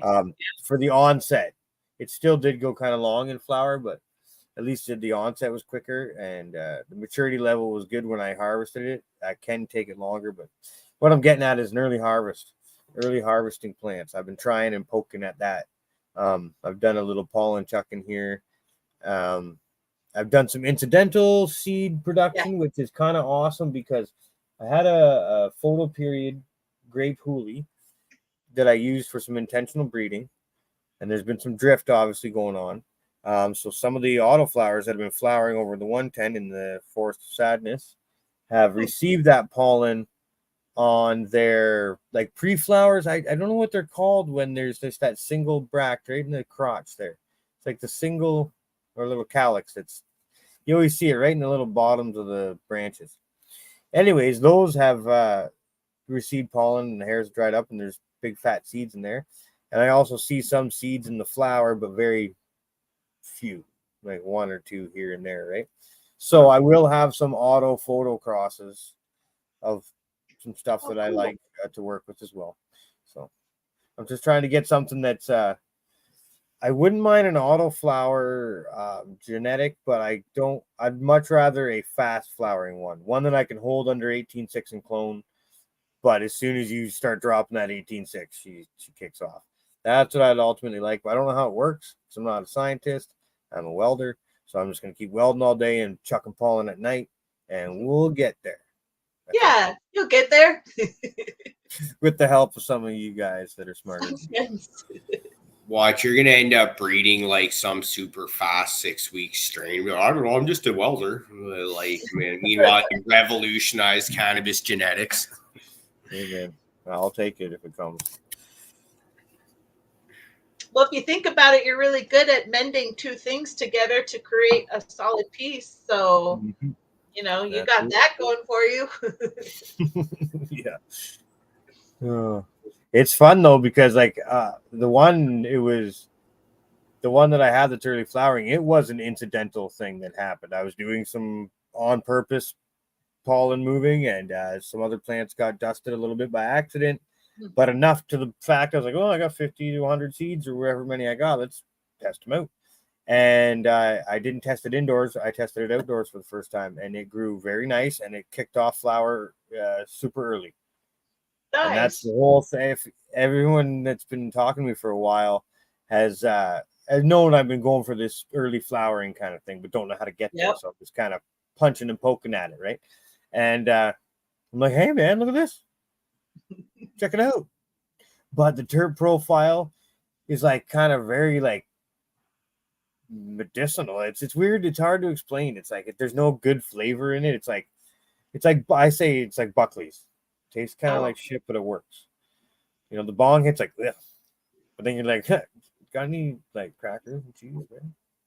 You know, so you get to where you want to go, maybe not with the right flavor. So I've got some great flavor. That like your stoner delicatessen. You get baked and you're like, bro, I want some fucking crackers and cheese. Oh, is that like cheese in a can, or you got to like slice your shit up? No, aged cheddar, smoked. Like we're talking the good stuff, like the crumbly good old cheddar from like Britain. You're like pinkies up shit when you get some cheese, huh? Cheese and wax paper. Oh fuck. Yeah. Cheese and what? Cheese in wax paper. Like you don't want the brick that comes in plastic. You got to go to you got to get the high end. Oh, okay. Okay, I get what you're saying. Yeah. No, I'm not that snooty when it comes to cheese, but smoked cheddar. I'll eat that shit all. Smoked Gouda is really nice. I found this mozzarella that I absolutely love. I think it's got I don't know, but it tastes like maybe there's a little bit more salt in there because there's this mozzarella cheese is so delicious and addictive. And I think it's because they might put a little bit more salt in their recipe. which might open up the taste buds and get you to really pull in the flavor of that cheese. And it's just, I love cheese. Like, I don't think I could ever give up cheese or potatoes. Those are two of my favorite things. I could give up a potato, but I'll be damned if I'm gonna give up any cheese. I'm cheese. Yeah, cheese. I'll ride or die on that fucking hill. So does that make me weird? If I'd be fine if I never ate cheese again. I think it goes good on a lot of things, but like a lot of things, but you'll never see me eating just cheese by itself. What? Yeah, that's crazy. Yeah. I don't think you could see me in the presence of cheese and me not try to eat it. So, I'll eat the whole fucking thing. right? So, Grilled I mean, cheese. I'm not going to say maybe you should go get fucking reevaluated, but maybe you should get reevaluated. You got some issues. No, Well, unless it messes with your gut. We all can't like the same thing, right? You gotta have. I know. Cariboo's our non-cheese eating weirdo. It was like I was probably in my 20s before I'd eat pizza on anything other than pizza or cheese on anything. Yeah. How stoned are you? You don't eat pizza? Cheese on anything but pizza. It was one of those. As soon as I said it, I was like, "Did I just say that?" But yeah, no, cheese on pizza was the only way I would eat it for into my 20s. Oh, I'm the opposite. I'm an extra cheese on my pizza. And it's funny because my mom, she's been into making cheese lately, and she needs apparently some kind of fridge for storing it at the right temperatures while it ages. And at one point, she had an Inkbird system trying to run in a little mini bar fridge, but she could never get it running just right. So for Christmas, my dad went and got her one of those wine cooler fridges that's the same size. And apparently you can dial that into whatever temperature you need. So that was Mom's big Christmas present she was stoked about. So No. You know, it's actually funny we were talking about like fucking cheese right now. I just said like I would love, and this morning while we were talking about favorite strains and shit, like one of my least favorite is cheese. Like I do not fucking enjoy like cheese weed. Yeah. But right, real cheese, down. Yes. Any kind of cheese, but it's like I said earlier, I like fruity or something more floral. I don't love cheese. I'm not going to be mad at it, but it's not my favorite. see, and this is one where cheesy strains I actually quite enjoy. Especially if it's got like some fruity hints to it, so it's almost more like cheesecakey, like that's where I love it. I've got a sloth lettuce growing in a tent right now that's got orange and cheese hints to it, and I can't wait to see how that finishes up. Yeah, I go through a lot of native territory when I do my motorcycle tours and through Ontario here. They got some good stuff, man. One time I stopped in and I found some stuff called Heisenberg Kush or something like that, or Heisenberger Kush or something. It's a German name, but my buddy, his last name's Eisenberg. So I was like, oh, that's kind of cool. Grab a gram of that. Oh, and you got this cheese too. I'll check that out. Get to my buddy's place to give him his Heisenberg Kush or whatever, and we break into the cheese, and it legit stank like cheese. I was like, this is the first time I've ever had a cheese strain where it was like, wow, that's like comparable to fucking cheese. It's got that it had that, like, it smelled like fucking cheesies or something. It was weird. Yeah. I'm like, wow, cool. Didn't smoke like that. It smoked really dank. Like it was good weed. Yeah. I was like, wow, I'm not much for that nose, but once you light it on fire, that went away. So I was like, oh yeah, I can deal with that. Someone else roll it. Maybe that's the problem. The cheese I can go fucks with if I light it on fire. That's what I don't normally do to it. Yeah, no, but maybe that's the thing though. I've heard other people who are like, yeah, I got this like blue cheese.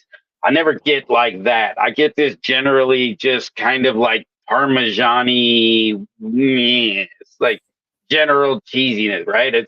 It doesn't go towards like a good thing that I would think of, right? Like I want to try that. Somebody send me that fucking one that you think is blue cheese. I want to know if that fucking smells like blue cheese, because I will fucks with that one. But yeah, that general cheese one, just not down for. Yeah, it's funny how strains and like they're just so different sometimes. right? There's so many flavors. No, I say flavors, but I say that in a fun way, not in an uneducated way. I hate when people call weed flavor when they're using it wrong, but I'm saying it. Anyway, shut the fuck up, Mark. Anyways, what I wanted to get at, I'll tell you, Fluff, is this fluffer nutter that I got inside here that I've got chock full of seed right now. I'm seeing them turn color. They went from like the green to grayish to now they're getting a little brown dark on them. But isn't this flower a whole different beast indoors? It's purpling right up and it stinks way good. I'm like, what? Well, could the indoor factor change this whole thing? Like, did I not let it go long enough outdoors and not let it get to its potential? And that's why I'm getting a kind of crappy flavor out of it because it's not really mature. Is it 'Cause I know crappy a lot of time or Sorry? crappy outdoors? Is it crappier indoors or outdoors? outdoors, Hmm. but it got a little bit of bud rot, and I wanted to Well, get that it out could of the be why. garden. It was mature enough to But indoors, harvest. you don't have to. Indoors is a more controlled environment, but the only thing that indoors is lacking is like the natural sunlight. Mm-hmm. So indoors, you could completely control the humidity if you wanted to. Like if you had all the right setup, you could control the humidity, the temperature, the lights, what time the lights come on. But the only thing that the indoors or fans, you definitely need fans and airflow. The only thing that the indoors doesn't have is the natural sunlight. Yeah, I think I just harvested it too soon because there's always one plant, the first one that gets harvested, that kind of takes the hit.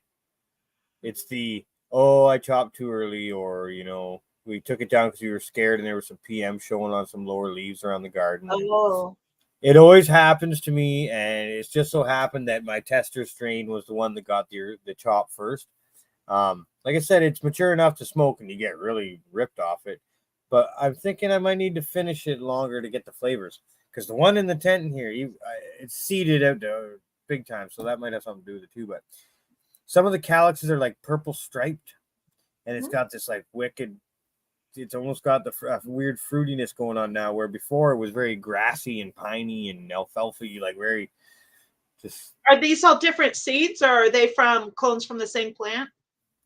They like what do you mean? Sorry. The one you did outdoors, is it the same? All clones from the same plant. Yes. Oh, so they are clones. Yes, it's the exact same plant. Oh, So interesting. that it's that different. Usually you get kind of a very comparable. It was comparable about a week and a half ago, the smells, but now it's really coming into maturity now, week 7 or so. Oh, do you think it might have anything to do with when you're doing it outdoors, it was during the summertime, and when you're doing it indoors, it's during the wintertime, so it's a lot colder? Maybe because I did have a vent to that tent that was outdoors. Oh yeah, I got one. What happened was it was getting a little too hot in there, so I stuck a piece of ducting down in the corner and ran it all the way outside the tent, across the wall, over to a window, and down in the window. So it was very lightly pulling outdoor air, which is sometimes like air. 0-degree outdoor air. Yeah, sometimes it's cold. Yeah, that's a Which good isn't point. bad, but that might be possibly the reason if you're saying it's a clone off of the same plant. So besides comparing like what happened outdoors is it got a little bit too moldy and too much PM that you were worried about it, but indoors you don't necessarily have to worry about that. And now you also got freezing cold air coming in, so they might like that. That might be the reason why they turn purple. Yeah, the one in the tent. I worked at this place, and we used to sell grape ape, and they always wanted grape ape right next to the AC vents because that was the only way you could get it to turn purple. If it wasn't next to the AC vents, it would be green. Great. Yeah, it's funny how there's certain temperatures that they just switch. Yeah, it's funny because the clone that I have in that tent that I'm talking about, it was put in there strictly for seeding purposes. So I wasn't really growing it out for anything other than to. I've got clones of it in my veg area for further stuff. This one was cloned out just to make some seeds because everyone was raving about. We got a buddy in here, Hooli, in chat. He makes a bunch of crosses, and there's one grape one that everyone was raving about. And I'm like, well, The only complaint about my early flowering one I developed was the taste.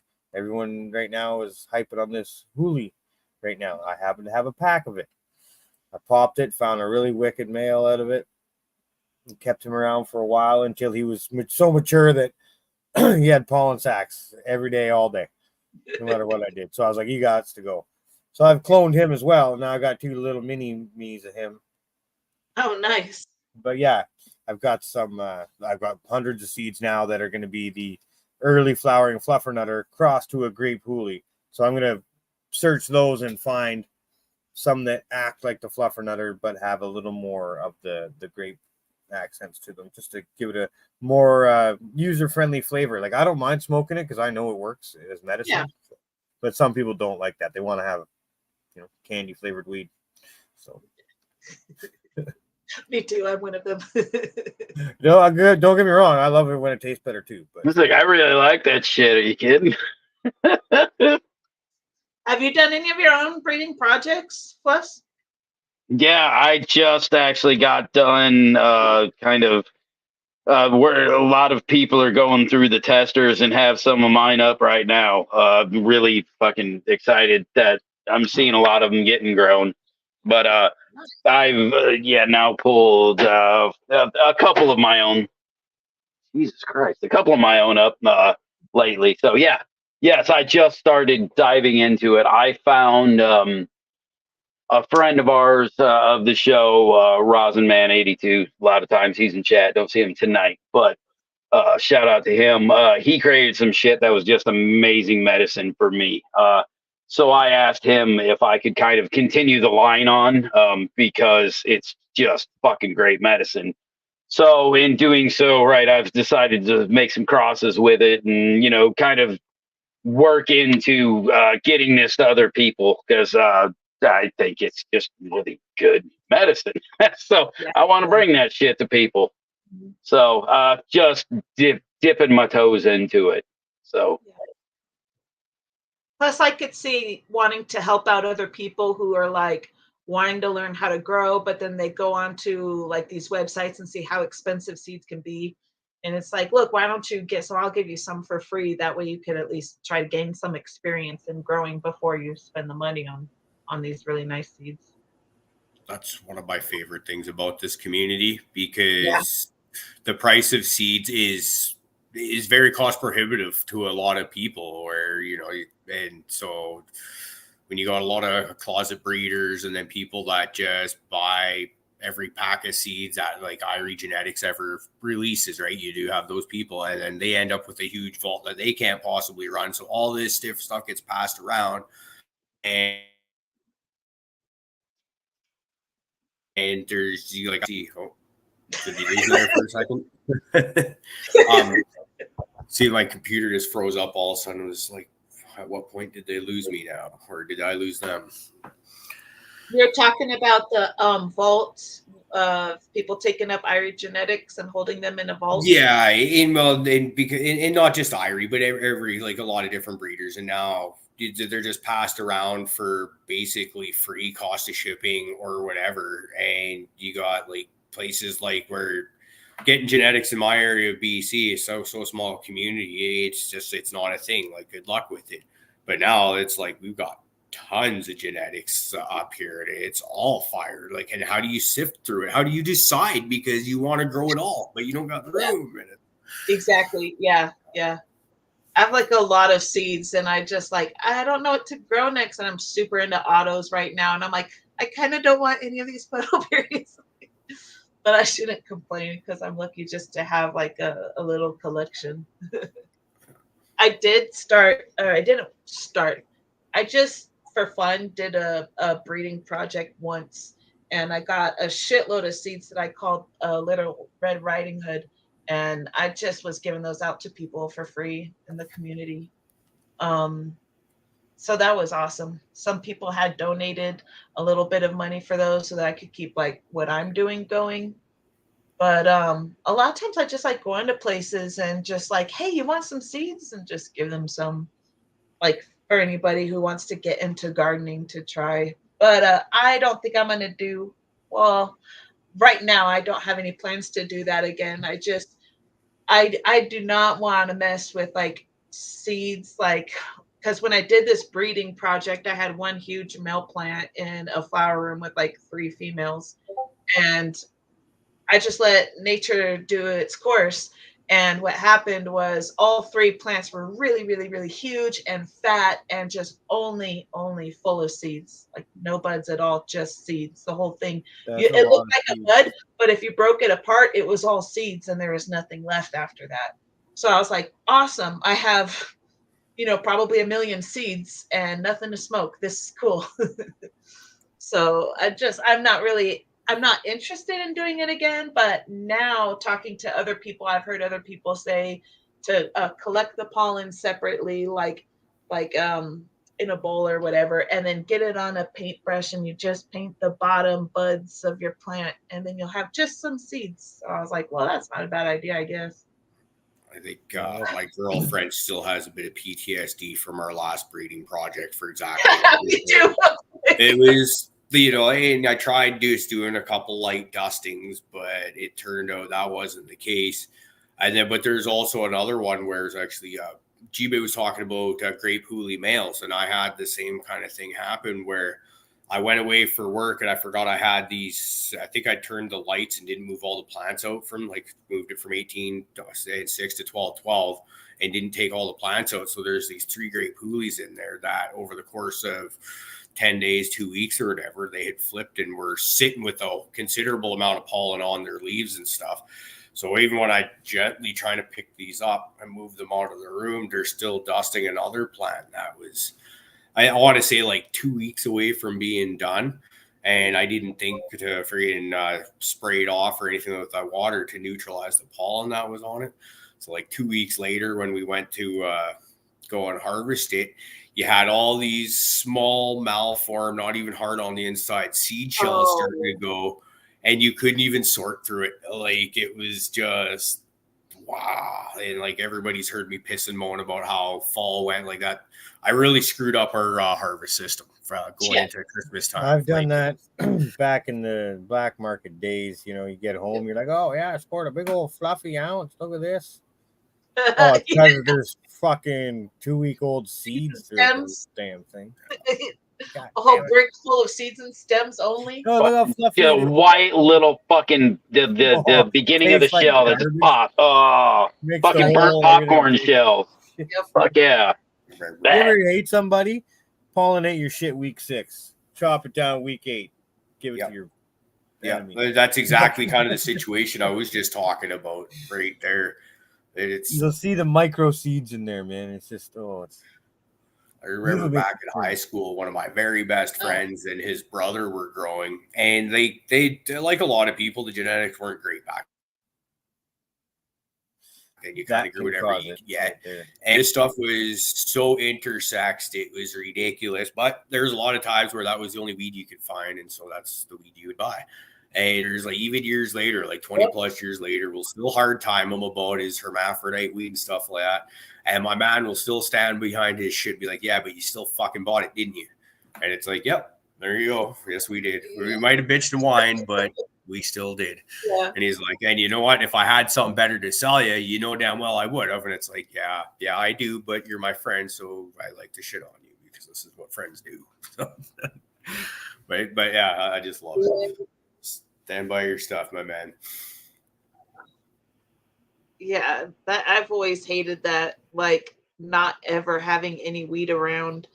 And when you finally do get a hookup one night and you're like, yeah, here's some money, and they give you this big bag, you're like, wow, this is really cheap. Like, because I'm like in California, that's where I'm from, the Bay Area, we would get like really, really, really great weed out there, but it wasn't cheap. And then when I went to North Carolina, you get like, an eighth for like $20. I'm like, wow, that's a lot of weed. And then I would bring it home and open it up, and it's fucking just seeds and stems. And after you spend hours digging through that shit and separating it, like you don't even have enough for a joint. And you're like, wow, that's really expensive joint. That's like a $20 and 3 hours of my time joint right there. That shit sucked. Yeah, it's takes for granted. But you got a 50 pack of seeds. Do you know how much money that is fucking worth? $100,000, man. Well, what did she say? That's like No, some I land race thought- fucking Mexican genetics right there. It's like once you start growing, like I guess 6 out of 10 weed, you know, you're above the shitty 50%. You know, you're getting there, and you start making your own seeds that produce those 6s and upwards, and now you're into 8s, 9s, and 10s. You've conquered the weed game. You're now winning. Weed comes at it, just takes time now. That's it. Well, a little bit of money for some of the shit you fuck around with, like so. But then how do we spread the word though? Because what I still see, all our local growers, the ones that I know, they're like they don't. They're so nobody who's willing. They all want to just grow the same old crap that they're growing. And like there's a few cuts that have been in this area for close to 30 years, maybe even more. Like Violator, Master Kush Ultra, Pink Kush, right? They're really popular out here. But like it's like it's like they think that's the only good weed in the world. And to try and convince them to grow anything different is like, well, no. Now, to be fair, most of these people are growing for the black market. And so I think harvest weight and all that is a huge part of it because they're not willing to sacrifice. But it's weird. Like my lady right across the street from us is just bought herself a new tent and grow light system. She's a new grower, very excited about it. And she's telling me about she's got these clones coming from this guy where I don't know him myself, but through mutual connections, I've smoked a fair bit of his weed and I've never enjoyed it. And I'm like, in that vault I was talking about earlier, I've got, you know, like, here, Kristen, look at this. You know, like anything you want in there. We got shiny packages. We've got plain old vials with masking tape labels on them. Like, how about it? There's so much good funny stuff. names, normal names, numbers. Yeah. Hey, when you open up your vault to somebody like that, how often is it they're like, "Ooh, shiny"? Like, do they normally go for the shiny ones, or are they like, "Man, I'll take like the vials with tape" because they think it's like the bullshit, and they're just trying to be nice? No, I think it's like a lot of things. They see shiny wrappers and they think it's got to be better. One of my very good friends lives an hour away from, and he's responsible for probably 90% of the early genetics I grew in, say like the first 3 years of growing, because he'd buy a pack of seeds and give me 1 or 2 of them. And he was also around when I first started breeding. I don't think he's ever grown anything that I've given him. I know he's given lots of my seeds away to people, and he's shown me pictures of what they've grown. And I'm always thankful for it. But he's one thing. He hates male plants because he's had that pollinate your flowers, ruin the whole thing. So he's phobic of male plants. Fair enough, I get it. But also it's something about that shiny wrapper. You got to pay money for it, or it's not legit. And I think I can confidently say the best genetics I have ever grown, I sure as shit did not pay money for it. Like Fluff was talking about, Adam, some of the best stuff I've ever grown is stuff that he's done. And that was, you know, once again, just the community handing genetics around. Yep. The boys were asking what the tickle trunk is. It's my little vault, the tickle trunk. It's got a little bit of everything. Oh. Don't send any more Caribou anytime soon. I got no more room. Your packages. Yeah, I know. Mine, I fill got this thing up too much. Well, I got 2 more breeding projects. The lid's coming off. You need a bigger box. You're going to get 2 more. Actually, I brought a bunch of seeds down here because I'm in a place called Bella Coola, coastal city, far from where I live. And we were working with some flaggers our last shift down here, and they seemed like smoking and stuff like that. So I'm hoping to drop out a bunch of seeds to a million different people down here. So here you go. Here's the key, G-Bay. Bigger box, but also make sure you get a separate box for your autos. Yeah. Did you notice that? Label them with autos. No, we're trying to gain a little bit of ground with those things. We got to keep them with the photos. They are now friends. You're trying to get them to learn by osmosis. Yeah, like look, buddy, this is what you can do. I need you guys to work together. Come on, guys. They're going to kill you if you don't, okay? So listen up. I think some fast flowering photo periods might be like the future for a lot of people who are into trying new strains and things, because I just personally like the fast stuff. I mean, I like gardening, but I do not like waiting like 10 weeks of flower for something to, you know, almost be ready sometime soon. I'm like, wow, I've spent a lot of time and resources, and I could have had another, you know, flip into this room. So that's why I like ones that finish earlier, but mainly going after like a nice terpene profile. I don't care if it's a fast flip if it doesn't even smell at all, or it looks like shit and tastes like shit. That's not what I'm looking for. Yeah, I've come to the realization my amounts that I've grown in the past had purpose.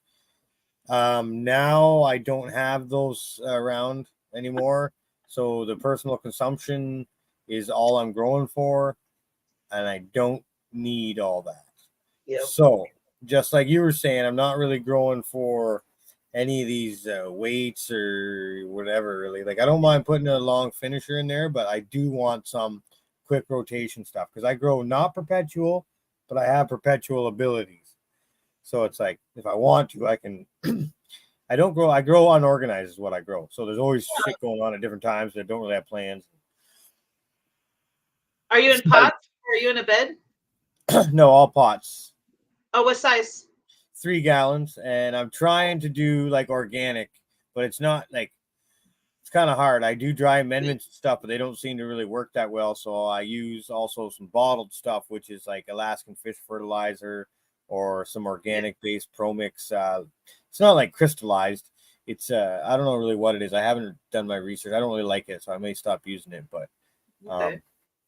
That fish fertilizer is really nice. I wanted to ask you before we run out of time, what do you, because I can always ask the boys whenever, but what's your thoughts on biochar? I'm about to use it. I use it all the time. To me, biochar is natural in the forest. Okay. Yeah, you know, I think about stuff like that when I get into like regenerative or organic gardening, like what's really worth it and what might be a waste of my time. And maybe I could achieve a better goal for my, or a better thing for my goal faster using something else. I went in for worm castings and I came out with castings and biochar. So. Worm castings is very important. And I really like biochar because I feel like in the forest, there's always forest fires anyways, and the trees are falling over. The outside of them is pretty burnt up, and then they fall down, and then they're helping create the forest floor. So by them being a burnt tree, all those ashes are going back and the microorganisms are taking them all up, and then they're going back and being available to plants for new plants to grow off of. So I like wood, I like biochar, I like let's see, what did I put in my beds? Besides, like I used Coots mix and I mixed up some compost with my native soil, which is mainly clay. So I added like a lot of just like wood, like all the sticks in my backyard, any old weeds that have dried out over the winter time, I just pulled them up and threw them in there to like kind of make it a layer, make it some, shoot, what was the word I was going to say? Forgot. But aeration for it. And then biochar goes in there. Compost will go in that. Some more native soil mixed with Coots mix goes in there. And then top dressing with some amendments. And then putting a layer of like hay. And I've been just debating back and forth between hay and straw. Actually, one of the projects I'm doing on an indoor bed right now is... I'll help you out with that a little bit. Do you want the weeds that come along with the hay? Oh, no. That's the difference. Hay has weeds, straw doesn't. I mean, that's really what you can look at, right? Also, hay, because of the material that hay is made up of, it actually also has more nutrients inside of it. Yeah. Yeah, but you're also, you guys should see this bed, because I said I needed to go get hay or straw anyways. And I was just watching this podcast, and this guy was talking about the difference between hay and straw. And, you know, like as far as gardening goes, which one's better? And that's what he was weighing, the pros and the cons of, you know, each. But one thing he had mentioned is if you layer it thick enough, then the weeds can't go through it because the weeds need a certain amount of thickness to be able to catch some light. But if it's really thick, then they won't be able to catch the light at all. So I put it on really thick. Actually, you guys might be able to see a picture of it on like my Instagram page. But it's one of my beds and it looks like it's all straw. It's the only one that doesn't have like a cover crop on it. And there's like these really, really, really big green plants. Like they are huge. They are dark green and they're growing really fast. And so I had to prune them. I had to top them. I had to make sure they're good. And I'm like, I switched the light like I thought that was pretty funny. Anyways, I switched the light to try to get them into flower because they're growing a little bit too fast. But I'm sitting here thinking, wow, using alfalfa instead of straw made them grow insane. Like it's insane the amount of nitrogen that it put back into the soil. Which So you put an alfalfa top dress on it? Because I've been wanting to kind of do the same with like an alfalfa and or like a Timothy hay to try the difference between the two of those to see, just to see you know how which one is a little more beneficial, you know. Yeah, the alfalfa like the alfalfa hay to cover the whole thing up so that no cover crop was growing out of there. It's ridiculous how much nitrogen I put back into that soil bed. So I'm just leaving it alone right now. Now my biggest concern is, okay, what happens when we go into flower and it's going to need to take up like potassium and calcium and phosphorus and back off on the nitrogen. I can't back off on that. So I'm just going to test it and leave it for now and see what happens. But I put in a really thick layer of some alfalfa hay on one of the beds and it looks great right now. So we'll see how great it looks when it flowers. And if it came out awesome, a room that I have that has two beds side by side, I might go ahead and do a side by side run. And just one bed will have the alfalfa hay and the other bed will be like my cover crop. And I'll probably put 2 or 3 plants in each just to see if there's a huge difference between the ones that grew on this side versus the ones that grew on that side. I don't know if anybody else has tried alfalfa hay or some sort of hay besides straw as a mulch layer. Let me know because I want to see what it looks like. Do you guys use a cover crop or do you use a mulch layer or what do you put on top of your pots? I've done cover lots. Right now I got nothing. I just to mitigate fungus gnats indoors, I don't do anything, and it allows. I do a lot of bottom watering, and I allow that. Woofers. Yeah, that's right, man. You know, so and it helps a lot. I still get fungus gnats, but it comes in with the bags and it dies in the garden. So, yeah.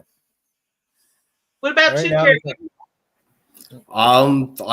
I can never seem to get a good top cover going for cover crop. It always seems to dry out or whatever, peter out, not do too well.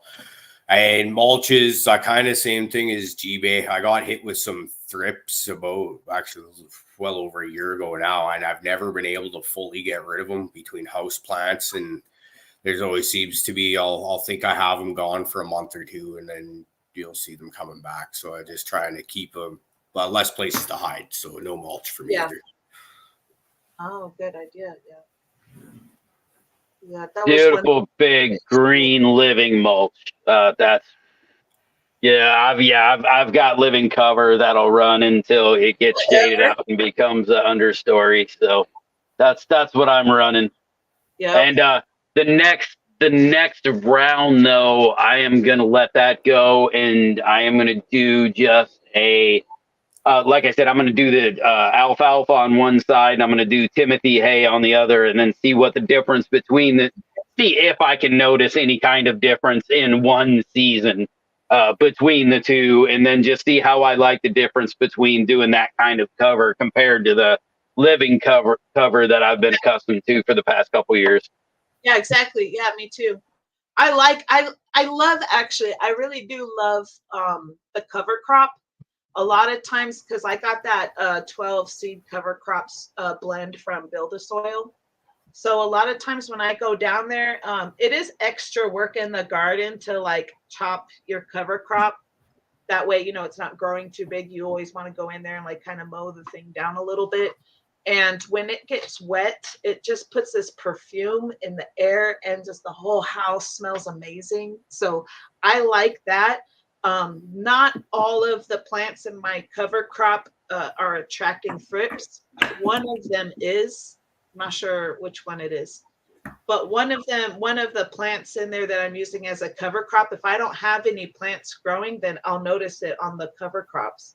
And, you know, you could try and spray that, but they're very low and they're very close to they're pretty much lying on the top of the soil. So that's why I decided on this one bed, like, you know what, I think I'm going to give this a try and just do mulch and see what happens. So, I mean, so far it's working great. I don't have any thrips on those plants, but I mean, thrips is just like an IPM I constantly have to deal with myself. With living with a cover crop, it's hard for me to completely eradicate them. So that's a pain in the butt. Yeah, I've twice now in the last year and a bit, I've kind of gone, for fuck's sakes, and kind of wiped out everything I had in certain stages of bloom and go just about a complete restart. And then even then they're still there. So it's now I'm just trying to get smarter about how to combat them. I think once it warms up a bit and they'll start shipping again, I'll try beneficial bugs and a few other things. And they just seem to be like a fact of life at this point. Whereas like spider mites, you know, like they used to be the big worry I remember before. And now the last couple times I've seen them, you know, I got followed by IPM protocols. And within a week or so, they're gone, and you don't see them again for a year or two, and they kind of attempt to come back. But these little buggers are thrips. Fuck them. Yeah. You could lower their impact by keeping up with IPM, but I don't know if I like stopped gardening and started somewhere else, they would eventually find their way in. I feel like they're perfect to hide in that plant. They really are. So it's just such a bitch to deal with. Even though I do get like things like Hypathetical miles in my soil, and those are like mites, the beneficial mites that are supposed to come up and eat all your thrips. Well, once they eat all of the thrips, eventually their population doesn't have much left to feed on and they die out, and then more thrips move in. So it's just like thrips have always, I wouldn't say they're a huge pain in the ass. I would just say, okay, we have an established relationship. I'm going to keep trying to get rid of them and spray and make sure I can do what I can to keep them out. But it is what it is. If I stop doing that on my end, or if I stop any preventative measures on my end, they'll keep coming in. I was just gonna say one, and somebody mentioned it right there in chat for the thrips. Just rove beetles, getting more rove beetles. Not only will they help with your thrips, fungus, pretty much anything that's going to be around that soil. Fucking rove beetles are monsters. They don't do a perfect job, but they're very effective. So if you ever thought about trying to build a population or at least inoculating some into the area, that's an effective one for that. Yeah, that's a good place to start, because beneficial bugs are like they're your army, so you don't gotta like constantly worry about your garden all the time. They'll take care of it for you. You just got to make sure that your army is okay and that they're thriving. And if they need more people, and you got to send more people in. Or plants. I know that there's certain plants that you can grow that thrips or any other kind of pests would just absolutely hate the smell, and they would run away as fast as they could. So that was something that I was looking into. But my thrips aren't bad. They're being managed. So, I mean, I don't see them as a problem. It's just more of an annoyance that they're there.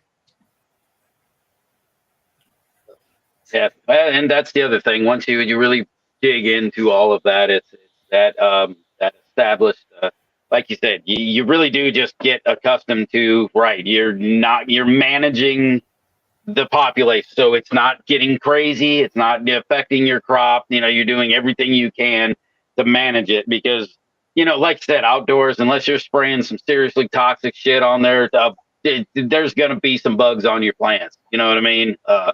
Indoor, yeah, you can keep it down, but eventually, like I said, I mean, just people are going to bring something in eventually, unless it's in that's, but right. So getting in a, you know, that kind of just learning to deal or not even deal, manage. You know, Yeah. like I said, you know, you can use these predators to do this, and but when it comes down time, right, like it's still just bugs on your shit. So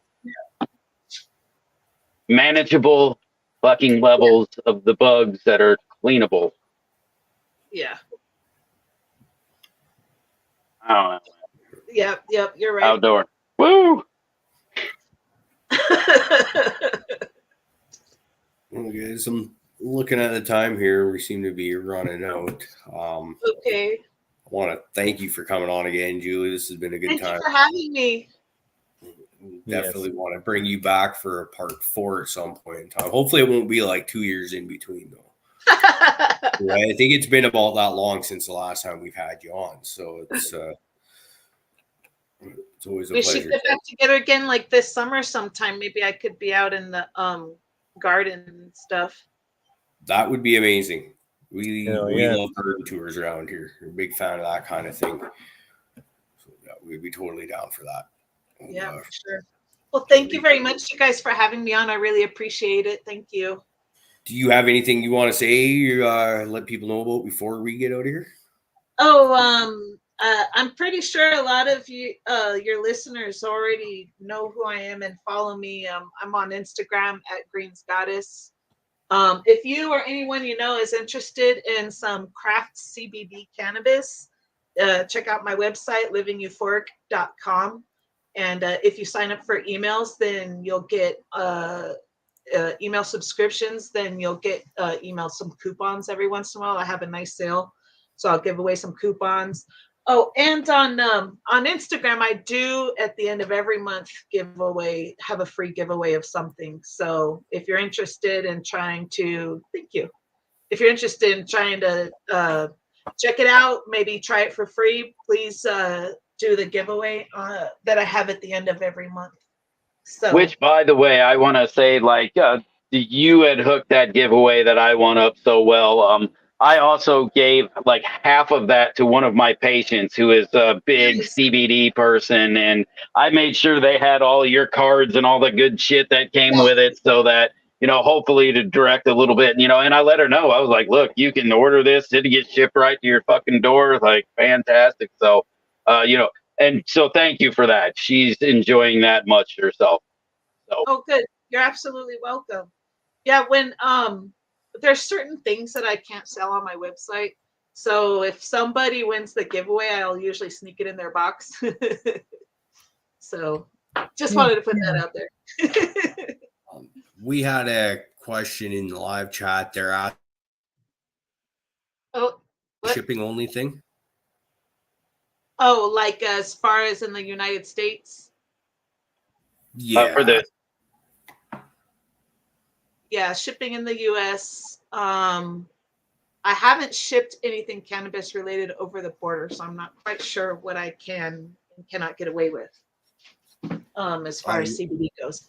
Plus, I would assume probably just don't even go there. You don't even want that attention directed I'm hoping one time in the future that it'll be like no big deal, but right now it kind of is a huge deal. So US only.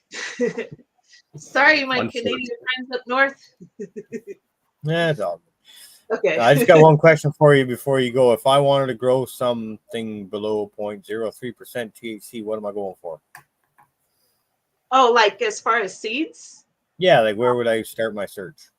So I get my seeds from Hypathetical Genetics. Hypathetical Genetics. Okay, cool. He's out here in Colorado. He's the one that I've used. Actually, my whole last harvest was all his. So Platinum Panther, Raspberry Bear Claw, and Lemon Cookie Dough. Those are all his. Dream Tonic, I think, is his. I had a lot more from him, like Pink Panther and Bloomerang, but they didn't really pass. Your test. They didn't pass the safety level because I didn't get the testers out on time. Oh, okay. But now I know that some of these strains, and I can know what to look for. If they don't get that tall and they're staying short, then that's a huge indicator that they're going to be ready a lot sooner. So it's just what I got to learn along the way. Another thing you could do, I think Multiverse Beans, where I go to get like the 420 fast buds. I think Multiverse Beans also sells CBD, but I don't know. I haven't bought any off of him. I've reached out to him and asked him for some. And Hoku Seed Co. It's a guy that I got my CBG from. So Circle CBG and Mad Dog 2020 CBG. That's HOKU.com, I think. Hoku Seed Co. So HOKUSEEDCO.com. I think that might be his address. You can find him on Instagram. He sells CBD and CBG seeds. Yeah, he's getting a shout out in chat here as well. Nice. Yep. Sweet. Okay, so Hoku and High Alpine. Getting it. Yeah. Those are okay. Those are the top guys. But I am always looking to find others. I really, really need a real CBD only strain. So it has to be 0.3% or less THC. And I'm looking for something with great terpene profile, like the best terpene profile is my main thing. That's have you been exposed to like the cherry wine? No. Absolutely one of my favorites. Let me see if I still have all of my cherry wine stock. If not, I will reach out to the guy I got it from. A real great guy in the community named Dankovich. He grew out. Oh, Dankovich. Yes. Yeah. If you know Dankovich, if you have tried his cherry wine, that's what you need to be looking for. That stuff is fucking awesome. And as a matter of fact, if you know him, actually ask him about some of his strains, because he was showing me a hell of a great list that he had access to that was all completely certifiable hemp. Really? So, yes. Yeah, I'm definitely reaching out to him. Yeah. Cool. Awesome. Right. He was showing me a really good CBG that he was looking into, and so he gave me the list of where he was going if I wanted to pick through some other things. So. Oh, sweet. Yeah, definitely. Because I still have some seeds from strains that I already ran, so I'm kind of going back and forth. I'm not sure what I'm going to decide to do this summer. If I'm going to run some strains that I've ran before but didn't pass testing and try it again, or run some strains that I've already done before that did pass testing, or if I should like go for new seeds and just new flavors, because I'd really like a flavor profile built up like on the website. But the thing is, the more various flavors you do, the more expensive it could be because you're paying for testing and samplers for each strain. It's a huge pain in the ass. So it's a lot easier to just stick with 5 and leave it at that. So 5 a year. So I think I might reach out to Dankovich and see what he's got, what his options are. And I'm probably going to run some strains that didn't pass testing in the past this summer. I'm looking forward to it. That sounds like fun. But we'll get together this summer, and hopefully some of you guys will be growing some autos outdoors, and we could talk about that. This guy, or anything fast flowering genetics. I'll pull one out there for discussion purposes. Cool. All right, you guys, thank you for having me on. I really appreciate you. Thanks for taking the time to hang out with us, Julie. It's been great as always. Everyone in live chat, thanks for hanging out with us tonight. You guys are showing out as usual. Showing Julie some love. This is great to see. We'll be back. It's Tuesday night. We'll be back Thursday night. So Moose Soup. Everybody have a good week until then, I guess. We're out here. Bye.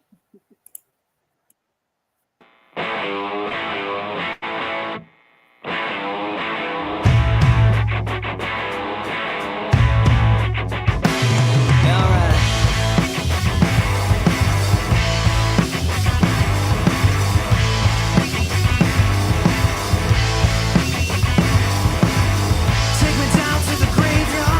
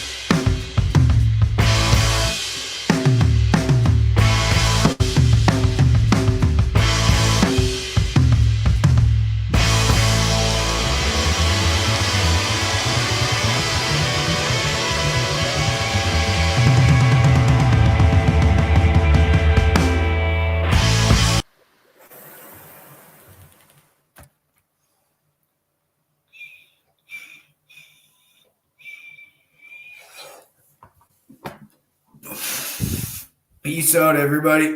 Have a great week.